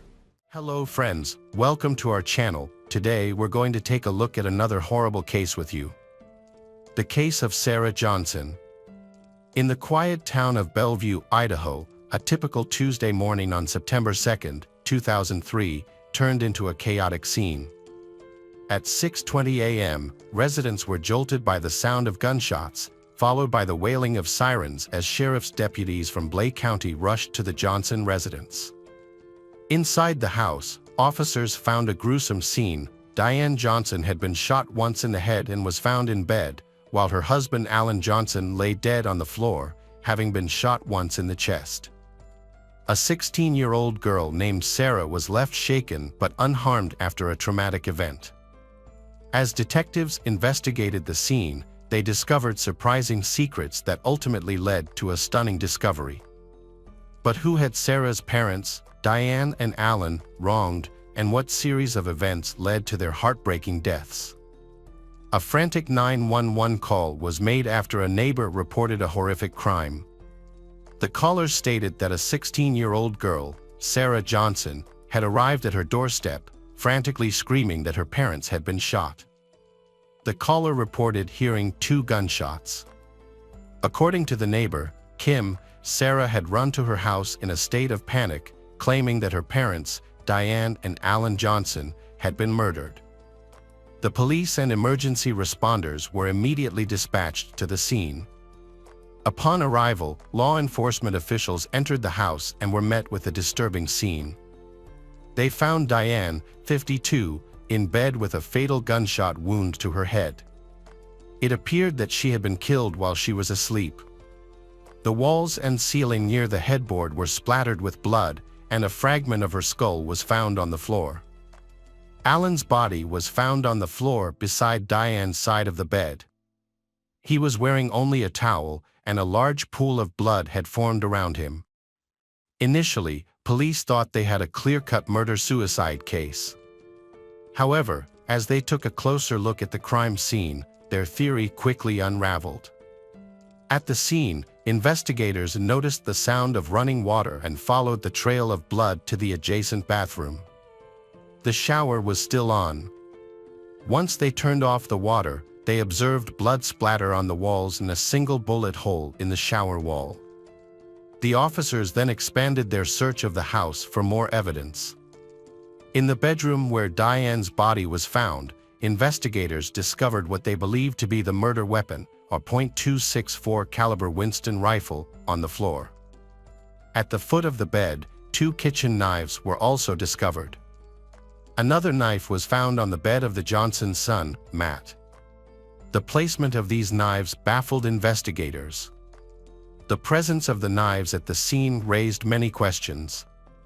It was unclear why they were placed in such a deliberate manner and what significance they held. A further peculiarity was the lack of forced entry, which suggested that the killer may have been someone familiar with the family's habits. Specifically, the fact that the Johnsons rarely locked their doors, a detail known only to those close to them, seemed particularly relevant. Additionally, the house showed no signs of having been ransacked, which contradicted the possibility of a robbery gone wrong. Sarah told police she was asleep when she heard a gunshot. She immediately got up and ran to her parents' bedroom to call out for her mother. That's when she heard a second gunshot. Fearful for her safety, Sarah rushed to her neighbor's house for help. She didn't see the person who fired the shots. Her neighbor, Kim Richards, backed up Sarah's account and was the one who called 911. On the property was a separate guest house that belonged to a family friend, 45-year-old Mel Spiegel. As investigators entered the house, they discovered a crucial piece of evidence on the bed, the scope from the rifle found at the crime scene. However, Mel Spiegel was unexpectedly absent. His sudden disappearance raised suspicions, making him a person of interest for the investigators. Sergeant Walt Femling ordered the property sealed off and instructed officers to stop the waste disposal truck from collecting trash. A critical piece of evidence was nearly collected and taken away, but a deputy intervened just in time, stopping the truck just a house away. The theory was that Mel had a confrontation with Alan and Diane, which escalated into a violent argument, resulting in their deaths. As investigators explored this possibility, forensic teams searched the trash cans and found additional evidence. Inside a bundled-up pink bathrobe, they discovered a latex glove, a single brown leather glove matching the one found in the Johnsons' bedroom, and ammunition for a .25 caliber gun. The evidence was carefully tagged and sent for DNA testing. As investigators pieced together their own scenario, it became clear that the killer likely had prior knowledge of the Johnsons' unlocked doors and the trash collection schedule. It was possible that the killer disposed of the evidence in the trash before fleeing the scene after the double homicide. Mel was located in Boise, Idaho. He voluntarily met with investigators at the Boise police station. The investigators inquired about Mel's activities earlier that day, and Mel stated that he had spent the weekend with his family. He was planning to return to Bell in a week. To verify Mel's alibi, investigators contacted his family members, who confirmed that he was indeed with them. During the conversation, Mel discussed his relationship with Alan and Diane, explaining that he had rented the guest house from they for years. Mel described his relationship with they as close and very good. When questioned about the rifle used in the murders, Mel acknowledged that it was his, but claimed it had been stored in his closet before he left for Boise over the weekend. Investigators then inquired about potential enemies of they. Mel shared that Alan and Diane had been concerned about their daughter Sarah's relationship with 19-year-old Bruno Santos, who was allegedly living in the country without proper documentation and selling drugs. Mel specifically mentioned Bruno Santos as someone investigators should look into. Mel encouraged investigators to talk to other family members, leading them to reconstruct the Johnson family's history. Here's what they discovered. Alan and Diane Johnson's relationship began in the early 1980s. At the time, Diane was a single mother to a toddler son, Matt, from a previous relationship. They got married in 1983, and Alan adopted Matt as his own son. The family settled in a beautiful home in the quiet city of Bell, Idaho. In 1987, they welcomed a new addition, a daughter named Sarah Johnson, born on January 25. Their children, Matt and Sarah, were both doing well in their studies. Matt, who was 22 at the time, was a university student at the University of Idaho in Moscow. Sarah was not only excelling in her schoolwork, but was also an accomplished athlete on her school's volleyball team and received adoring attention from her father Alan. The investigators had been ruling out potential suspects and were about to reveal underlying family conflicts that had been escalating over the past few months. With Mel cleared as a suspect, the Johnson family was known to be happy and loving, but things changed when Sarah started dating Bruno Santos. Investigators interviewed the family members, including Matt, the son who had returned home from university, and Diane's sister and brother-in-law, Linda and Jim Fave. All of them described the family life as happy and normal until Sarah and Bruno became a couple. According to Matt, Linda, and Jim, Sarah's relationship with Bruno caused significant tension in the family, which escalated over the months leading up to the murder. Sarah resisted her parents' rules, particularly when they forbade her from seeing Bruno again. Despite this, she continued to defy them. Jim revealed to investigators that Bruno had a potential motive to murder Diane and Alan. A few days before the murders, Alan and Diane had discovered that Sarah had lied about sleeping over at a friend's house. In reality, she had spent the night with Bruno. Alan informed Jim about the situation and asked him to join them in confronting Bruno. Jim informed investigators that Alan was enraged and threatened to report Bruno to the police for assaulting underage Sarah. The three then left together. A charge of this severity could result in Bruno's deportation. After hearing Jim's account, investigators suspected that Bruno had a strong motive to harm the Johnsons. They decided it was time to speak with Bruno. Santos County Police were familiar with Bruno Santos, a high school dropout with a history of minor drug-related offenses. When questioned, Bruno became confrontational and arrogant, making it challenging for investigators to deal with him. During questioning, Bruno claimed he had recently proposed to Sarah, and she had accepted. It's thought that Bruno made this claim to demonstrate his love for Sarah and prove that he wouldn't have done anything to harm their relationship. When investigators inquired about his whereabouts on the morning of the murders, Bruno said he was sleeping on the couch at his residence. He suggested that officers contact his mother, who confirmed that she was also at home with him at the time. Despite this, his alibi was not considered particularly solid. When investigators questioned Bruno about the murders of Alan and Diane Johnson, Bruno expressed his hatred for Alan and Diane Johnson. Bruno was initially the prime suspect because of his obvious motive. He was angry with the Johnson family, especially Diane, Sarah's mother. By killing the Johnsons, Bruno hoped to be with Sarah. The investigation into Bruno's involvement in the Alan and Diane Johnson murders took a significant step forward when a search warrant was executed at his home. As a result, the clothing and shoes he wore on the day of the incident were seized for forensic testing. Additionally, Bruno's fingerprints were taken to compare with any prints found at the crime scene. A DNA sample was also collected from Bruno at the hospital, along with hair clippings and scrapings from his hands. Based on the evidence gathered, Bruno was identified as the primary suspect in the murders of Alan and Diane Johnson. Despite thorough investigation, forensic experts found no evidence linking Bruno to the crime scene. Neither Diane's nor Alan's blood was found on Bruno's clothes or shoes, and no DNA, hair, or fingerprints from the accused were detected near the bodies. Additionally, no physical evidence placed Bruno in their room. The gloves and bathrobe tested negative for any incriminating evidence. The crime scene yielded no DNA or fingerprints from Bruno, and no blood or DNA from the victims was found on his clothing. Bruno was eventually ruled out as a suspect in the case. As investigators took a closer look, their attention turned to someone else. They began to question Sarah's family and friends more thoroughly about her home life and personal relationships. This led to the discovery that Sarah had been prescribed antidepressants and that her relationship with her parents was strained. Her family members had initially dismissed her behavior as typical for a teenager, assuming she was going through a normal phase of rebellion and testing boundaries with her parents. Linda, Sarah's aunt, grew increasingly suspicious of her niece's behavior in the aftermath of her parents' deaths.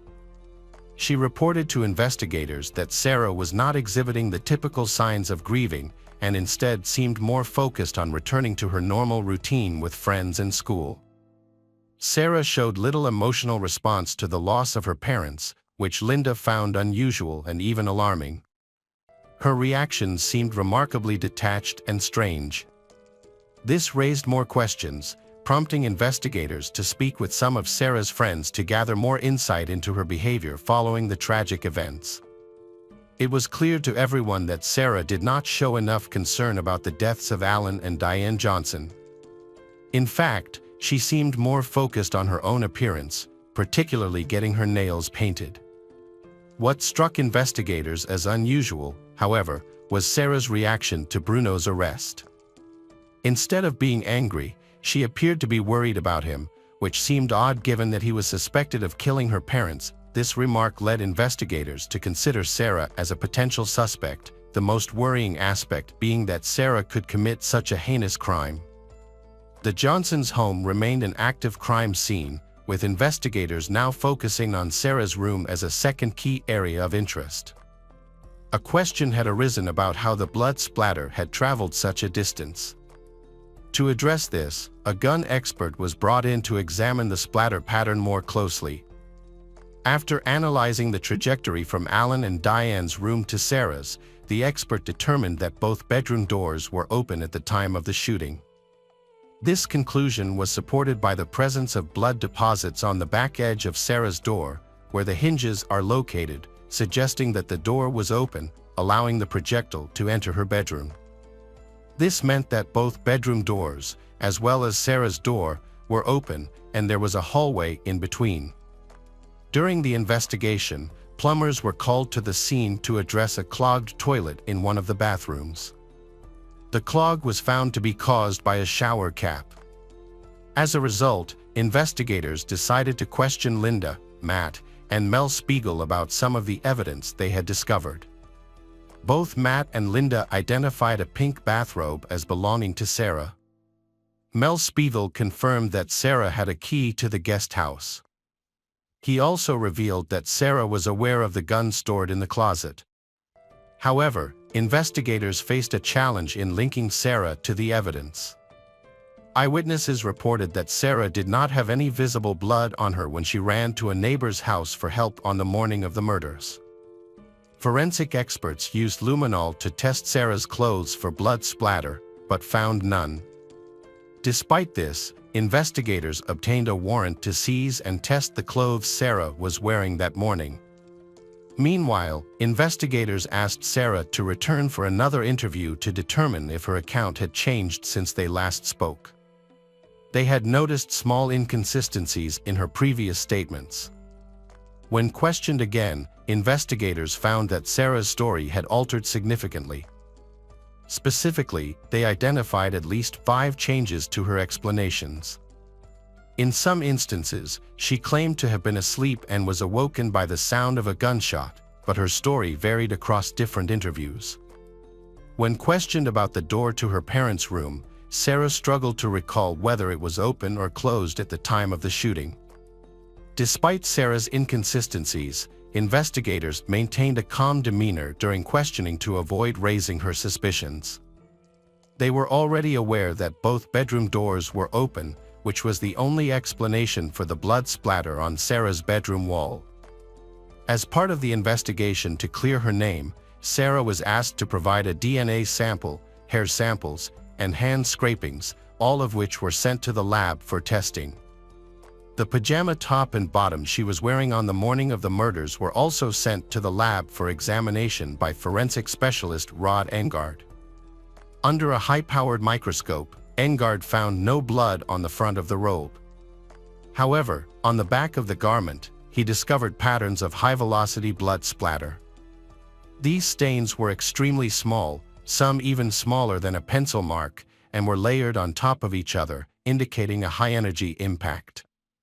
He discovered blue cotton fibers and green paint specks on the inside of the robe that matched the shirt Sarah wore that morning. However, the most incriminating evidence was yet to come. Lab results confirmed that Sarah's DNA was found on the inner lining of the latex glove, and gun residue was detected on both pairs of the brown leather gloves. The robe, leather gloves, and latex gloves were sent to a lab in Chicago, Kahn and Associates, for further analysis. The lab found gunshot residue on all 3 items. The blood on the gloves and robe belonged to both Alan and Diane. This evidence was sufficient for investigators to arrest and charge Sarah with the double homicide of Alan and Diane Johnson on October 29, 2003. Sarah Johnson was arrested for the murders of her parents, Alan and Diane Johnson, and was held without bail at the Blake County Jail awaiting trial. The shocking crime made headlines across the country, captivating the nation's attention and sparking a media frenzy. To build a case against Sarah, investigators and prosecutors had to create a convincing argument that demonstrated her motivation and capability to commit such a horrific crime. Sarah's parents disapproved of her relationship with Bruno from the start. As a result, Sarah began sneaking around behind their backs and acting out in typical teenage fashion. However, the turning point came just a few days before the murders. A heated argument with her parents drove Sarah to desperation. She had lied about staying with a friend, when in reality she was with Bruno. Her father's threats to have Bruno charged with assault and deported to Mexico pushed Sarah to the edge. Investigators and prosecutors believe that this was the moment Sarah hatched a plan to eliminate her parents and start a new life with Bruno. On the morning of the murders, she went to the guest house to retrieve the rifle, setting the events in motion. Sarah carefully prepared herself to commit the crime by putting on latex gloves, leather gloves, and a shower cap to prevent blood from getting on her hair and clothes. She then went to her parents' room, where she shot her mother, Diane, in the head while she was asleep. When her father, Alan, got out of the shower and opened the bathroom door, Sarah shot him in the chest. After killing her parents, Sarah attempted to make it look like an intruder had committed the crime by placing knives in the bedrooms. She then gathered up the evidence and threw it away in the trash, hoping that the waste disposal company would collect it before investigators could find it. However, she made a critical mistake by not considering the evidence that would be found in her own room. Additionally, the shower cap she had worn became lodged in a plumbing system, leaving behind a crucial piece of evidence. The evidence against Sarah Johnson was overwhelming, and her trial began in February 2005, 2 years after her parents' murders. At 18 years old, Sarah stood accused of killing her parents. Her defense team maintained that Sarah was innocent and that an intruder had committed the crime. However, the prosecution was well prepared to present their case. They introduced physical evidence found at the crime scene and testimonies from family and friends that raised suspicions about Sarah's behavior. On the morning of the murders, there were 3 people in the Johnson household: Alan, Diane, and Sarah. 2 of them did not survive. The one person who did come out alive was Sarah Johnson, who was now sitting in the courtroom. The most damaging testimony came from Bruno Santos, who not only sought to clear his own name in the murder trial but also provided the jury with insight into Sarah's state of mind before the murders. Bruno testified that he and Sarah had planned to get married and that she had described a future where they would live together in a beautiful house, happy with just each other. He also revealed that Sarah frequently expressed her hatred for her father and even talked about shooting him. After 5 weeks of testimony, evidence, and explanations of the crime scene, the jury delivered its verdict on March 16, 2005. Sarah, 18, was convicted of 2 counts of first-degree murder and sentenced to life in prison without parole at the Pocatello Women's Correctional Center in Idaho.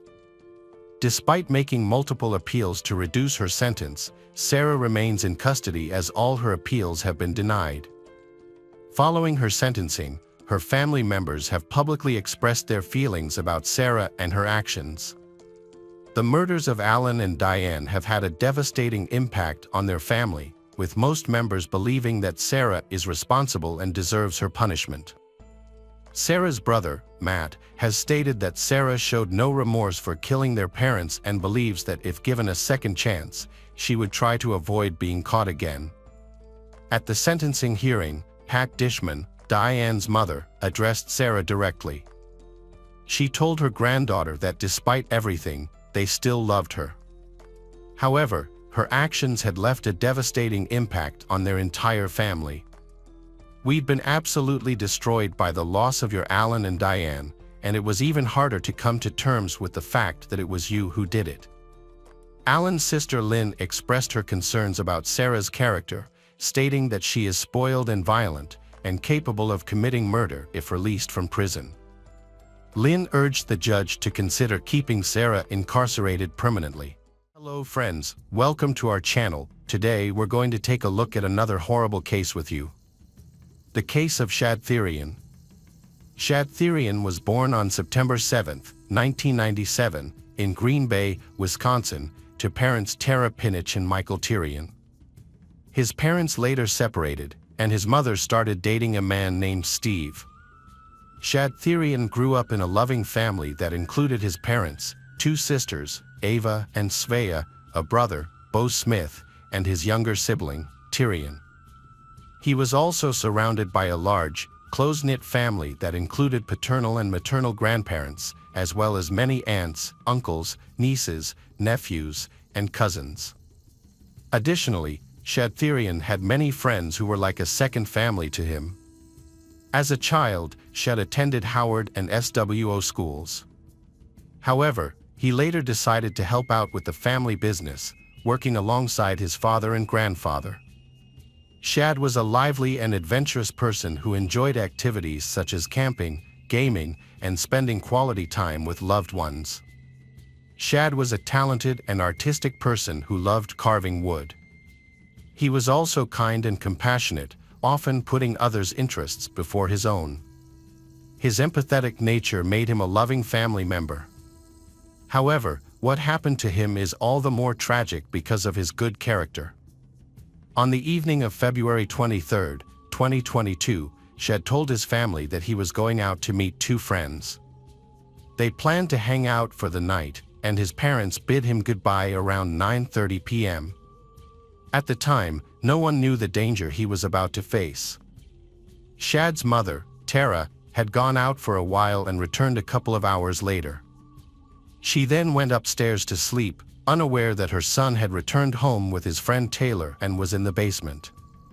Several hours after midnight, Tara was awoken by the sound of the front door slamming shut as Taylor left. This startled her, and she came downstairs. Tara called out to her son, but when he didn't answer, she went down to the basement to look for him. As she entered the basement, she noticed a bucket with a rag covering it, and she removed the rag, revealing a horrific sight. Her son's severed head was inside the bucket. Panicked, she immediately called 911. "My son's head is in a bucket in my basement," she told the operator. When the operator asked her to confirm what she had seen, she replied, "I looked in a bucket and saw my son's head." When police officers arrived at her residence on Stony Brook Lane in Green Bay, Wisconsin, they secured the entire house before entering the basement. There, they were met with a gruesome scene that left them shocked. They knew they had to find the person responsible for the savage crime, as they posed a potential threat to society as a whole. During their investigation, detectives made a disturbing discovery in a bucket: Shad's severed genitalia and head. They then analyzed Shad's phone records and found that on the evening of February 23rd, he had agreed to meet his friends Taylor and Alexander. At around 9:30 p.m. Taylor picked up Shad to hang out at her apartment. According to Shad's mother, Tara, police questioned Taylor and Alexander at their homes. Taylor was living with her friend Scott Thomas at his house. At Taylor's residence, detectives found bloody footprints near her minivan leading up to her apartment. The investigators took Taylor to the station for additional questioning despite having already been charged with a horrific crime: beheading her ex-partner. A bizarre scene unfolded in the interrogation room as Taylor appeared unconcerned by the situation and instead focused on complaining about the room's cleanliness. As she sat, gazing at the camera, it became evident that she showed no signs of remorse or guilt over what she had done to Shad Therian. The detective got straight to the point and asked her how she knew Shad. Taylor replied that he was her ex-boyfriend. She also admitted that she had met with Shad on February 23rd in her apartment, where Scott was also present. Additionally, she confirmed that the minivan belonged to Scott.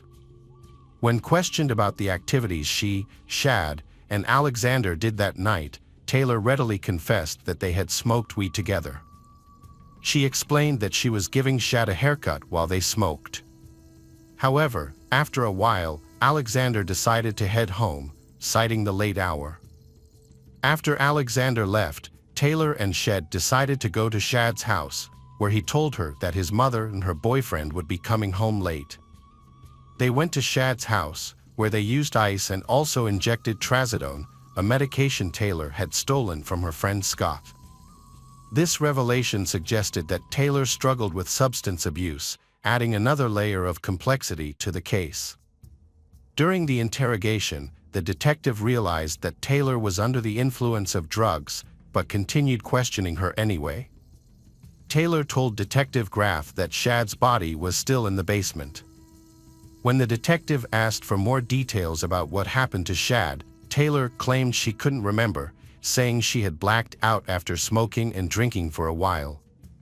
During the interrogation, Taylor initially attempted to deceive the detectives but soon realized her tactics were ineffective. She eventually confessed to being intimate with Shad on the night in question, revealing that their encounter involved various props, including a choke collar. As the questioning continued, Taylor acknowledged that she took pleasure in strangling Shad, and that he also enjoyed it. This behavior exposed her sadistic and violent tendencies. When asked about her preferences, Taylor clarified that she enjoyed being the one doing the strangling, rather than being on the receiving end. She also admitted to having a history of engaging in this behavior. When questioned about the whereabouts of the remaining body parts, Taylor expressed regret for not bringing Shad's head with her. However, this regret was not driven by remorse for her actions, but rather frustration with her own mistake, which ultimately led the police to her. The detective was surprised by her straightforward answers, which detailed the dismemberment of Shad's body. Taylor explained that some body parts were in the van, while others were in the basement. What was more astonishing was her lack of remorse after committing such a heinous crime. The conversation then shifted to the whereabouts of the body parts and organs. Taylor explained that they were all in a black bag. The detective wondered if they would need to take the head to a separate location, to which Taylor replied that it would be difficult to dispose of all the organs. The detective suspected Taylor's behavior was indicative of a disturbed psyche or mental health condition, hindering her emotional response to the crime. Alternatively, she might have been under the influence of drugs, triggering her to act on intrusive thoughts. During the interrogation, Taylor giggled and laughed while providing details of the crime, displaying a disturbing nonchalance. She casually admitted to dismembering her ex-lover with kitchen knives and not disposing of the body parts due to laziness. Her lack of emotion and calm demeanor raised doubts about her mental health and whether she had planned the harm. Taylor denied any intention, but her response lacked remorse. Taylor described how she strangled Shad with chains, admitting that she enjoyed the process and didn't stop even when Shad struggled. This behavior showcases her cruel and sadistic nature. During the interrogation, Taylor shocked the detectives by revealing that Taylor continued to engage in sex with Shad's body after discovering he had passed away. Taylor made a disturbing statement, claiming that when she loved something or someone too much, Taylor felt an overwhelming urge to kill it and lost control. This suggests that Taylor was fully aware of her actions when she dismembered Shad, as the incident occurred immediately after they had been intimate. Taylor openly discussed her disturbing actions after killing Shad, revealing a shocking disregard for human life. Taylor admitted to playing with his body for 2 to 3 hours after his death, demonstrating necrophiliac tendencies. Taylor also expressed regret over not taking any drugs after the incident, knowing it would have calmed her down. During the dismemberment and cleanup process, she became frustrated, but later claimed to have enjoyed it. Taylor explained that she was in a state of panic after the incident and didn't know how to react. She considered calling the police or an ambulance but didn't. When questioned by Detective David about her decision, Taylor expressed regret over her actions. She acknowledged that she had thought about seeking help but was overwhelmed by her emotions. In a later interrogation, Taylor provided a detailed and graphic account of how she dismembered the victim's body. Taylor pulled him over, his head hanging off the bed, near the tub. After I cut his head off, Taylor moved the tub underneath. Taylor explains the sequence. I beheaded the body, blood spilled into a pail, and the head fell in. I poured the contents into a blue Tupperware, finished cutting the head, and placed it in a container. The internal organs are in the Tupperware scattered around, some in separate plastic bags. I put the bagged organs in a backpack, leaving the blood in the blue tub. Taylor Schabusiness was born in Avon, Illinois in November 1997 to Maria and Arturo Coronado. When she was in 4th grade, her family relocated to Wisconsin. Later, she married Warren Schabusiness and had a son, Matto, with him. Despite this, she reconnected with an ex-boyfriend, Shad Therian, and engaged in a relationship with him. After the heinous crime was committed, the authorities recognized that Taylor had significant mental health issues that required attention. However, they also determined that at the time of the crime, she was fully aware of her actions, which included the admission of enjoying the process of dismembering Shad's body. Taylor also confessed to using sex toys on his deceased body and engaging in other forms of physical intimacy with him. Taylor Schabusiness was arrested on February 23, 2022, for the murder and dismemberment of her ex-partner, Shad Therian.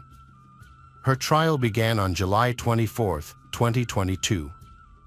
Due to the severity of the crime, the court needed to determine whether Taylor was sane at the time of the crime and if she understood that her actions were wrong. During the trial, Taylor's grandmother testified about Taylor's difficult childhood. She explained that Taylor's mother had passed away at a young age and her father had remarried.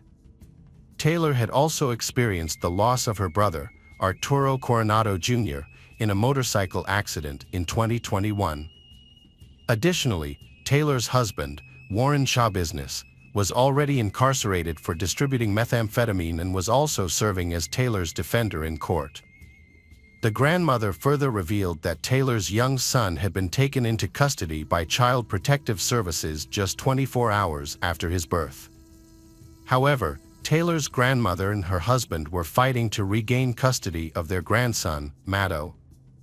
The grandmother attributed Taylor's turbulent upbringing to her struggles with depression and bipolar disorder.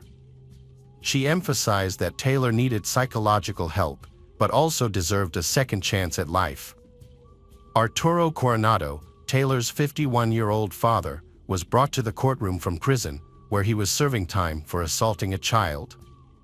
What was unsettling was Taylor's reaction to his presence. She couldn't stop smiling and giggling throughout his testimony. Despite her unusual behavior, her father provided a candid account of her upbringing. He acknowledged that Taylor had struggled in high school, which led him to send her to live with her grandparents in Texas, where she eventually graduated. He also revealed that Taylor had been admitted to a psychiatric center before the birth of her child, Matto, due to hallucinations and suicidal thoughts. According to her, Arturo Coronado, Taylor's life took a turn for the worse when she met her husband, who introduced her to drugs. When Alexander Gainan, a mutual friend of Taylor and Shad, took the stand to testify, Taylor continued to giggle and laugh throughout his statement. Alexander explained that he had known Taylor and Shad since their time at Bellevue Middle School, confirming that they had dated at the time. He also shared his account of the night of the murder, stating that he had been drinking with Taylor and others at her apartment, but left around 1 or 2 a.m. when it got late. Alexander added that he had attempted to contact Shad the following day, but received no response. At her next court appearance, Taylor was seen wearing a spit mask, typically used to prevent individuals from spitting on law enforcement or court staff. Valerie, Taylor's second cousin, and several distant relatives testified on her behalf, stating that while Taylor currently required psychological treatment, she deserved a second chance at life in the future. Kelly Therian criticized Taylor, saying her actions were cowardly and that her mental health issues shouldn't be a reason for parole. Assistant District Attorney Caleb Saunders concluded that Taylor's actions were not a result of her substance abuse or mental health issues, but rather a deliberate choice. He emphasized that her lack of remorse warrants the harsher sentence for such a heinous crime. Defense attorney Christopher Frolick argued Taylor deserves a second chance, despite committing a horrific crime. He called the murder an honest mistake, suggesting Taylor didn't intentionally commit the crime or take pleasure in it. Frolick claimed Taylor was intoxicated and not fully aware of her actions when speaking with detectives. When Taylor requested a possible extension of the trial, her outburst in court revealed that Taylor was not only struggling with substance abuse, but also had deeper issues that required immediate attention. The trial concluded on September 26, 2022, with Judge Thomas Walsh sentencing Taylor to life in prison without the possibility of parole. The case shocked the world due to the inhumane nature of the crime, in which Taylor dismembered her former lover, Shad Therian. What was even more disturbing was Taylor's apparent lack of remorse or guilt for the heinous crime she had committed. Hello again, true crime fans. We've got another mysterious case to explore. The case of Ingrid Line. Ingrid Line was born on August 2, 1975. She lived in Renton, Washington, just outside Seattle, with her 3 young daughters. Ingrid was a nurse at Swedish Medical Center in Seattle. She balanced her career with taking care of her young children. After divorcing Philip Line, who was also the father of her children, they agreed to share parenting responsibilities. Although divorced, Ingrid and Philip still maintained a friendly relationship to effectively raise their daughter together. Ingrid's world revolved around her daughters, Noelle, 10, Brooke, 8, and Reese, 6. She was devoted to their safety and happiness, willing to sacrifice whatever was necessary. On April 9, 2016, Philip Line visited Ingrid at their residence in Renton, Washington, in a visit intended to care for their children together. Philip was sure that Ingrid would be home to welcome him. But when he arrived at the house, Philip was unable to reach Ingrid by phone, so he then contacted Ingrid's mother, Jorga, for support. Jorga and Philip entered Ingrid's house using Jorga's key and began searching for Ingrid. They found Ingrid's wallet, phone, and other personal items, including her driver's license, but no sign of Ingrid. It seemed unusual for her to leave without telling anyone. Worried, Jorga decided to report Ingrid missing to the authorities. As the investigation progressed, police spoke to Ingrid's friends and neighbors, eventually learning that she had mentioned going on a date with a man the night before. A neighbor also mentioned that Ingrid had recently started seeing a man named John, which was news to Jorga and Philip. Ingrid and Jorga had previously shared phone accounts, allowing Jorga to access Ingrid's call logs. When reviewing the logs, Jorga discovered that Ingrid had made multiple calls to a number registered in Montana. Jorga became suspicious and looked up the phone number online and discovered it was linked to John Robert Charlton's Facebook account. Concerned for Ingrid's safety, Jorga sent a text message to the number on Saturday, saying she had contacted 911 to report her daughter missing. John Charlton replied, looking surprised and asking what was going on. He explained that he and Ingrid had attended a Mariners game the previous day but then broke up because Ingrid needed to take care of her children early the next morning. Even though Jorga was repeatedly asking him to talk to the police, John Charlton refused to stop responding. The case reached a new turning point on April 9, when a Seattle resident named Mike Novasio placed an emergency call to authorities. Mike reported that when he returned home, he noticed one of his recycling bins had an unusual weight, which had been left outside for collection on April 7. Mike had noticed something was wrong and had decided to investigate. When he had opened the trash can, he had been shocked to find 3 clear plastic bags, one of which had appeared to contain human remains, which was why he had immediately called the authorities. When the police and medical examiner had arrived, they had carefully examined the contents of the bags. Inside, they had found a human head, a foot, an arm, and a leg. Although the remains had shown no signs of decomposition, facial features had still been recognizable, allowing them to identify the remains as those of Ingrid. In the following days, more of Ingrid's remains had been found. Some had been discovered at a recycling facility, while others had been found in coolers at another location. Unfortunately, not all of Ingrid's remains had been found. During a search of Ingrid's home, police had found tickets to a Mariners game on her laptop dated April 8. It had been believed that Ingrid and John had attended the game scheduled for 7:10 p.m. on April 11. As a result, John had been arrested and taken for questioning. During interrogation, John had admitted knowing Ingrid and said they had been dating for about a month after meeting online. He had usually spent the night at her place. But on this particular night, he hadn't because her children would be home the next day. John had claimed that he had gone to a bar with Ingrid after the Mariners game and then driven back to her home in Renton in her car. He had said he had been very drunk and didn't remember much of what had happened after that. He had remembered having sex with Ingrid and her acting strangely, but his memory of the rest of that night had been unclear. When asked what he had done afterward, John had said he wasn't sure, but he had thought he might have slept on a sidewalk in downtown Seattle and woken up there the next morning. He guessed that Ingrid had dropped him off downtown before leaving. John had told authorities he was struggling with alcoholism and had no fixed residence. A physical examination had been conducted and John's injuries had been documented with photographs. He had had scratches on his left hand and forehead, cuts on his mouth and chin, and scratches on his chest. His ex-girlfriend had said she had seen him on April 9th and had noticed his lip was swollen and injured. John had explained his injuries by saying he had been robbed, but this had aroused suspicion among investigators due to John still having his wallet. Ingrid's car had been found by law enforcement in Belltown, a neighborhood near Seattle, on April 20th. However, this discovery raised a contradiction with John's original statement.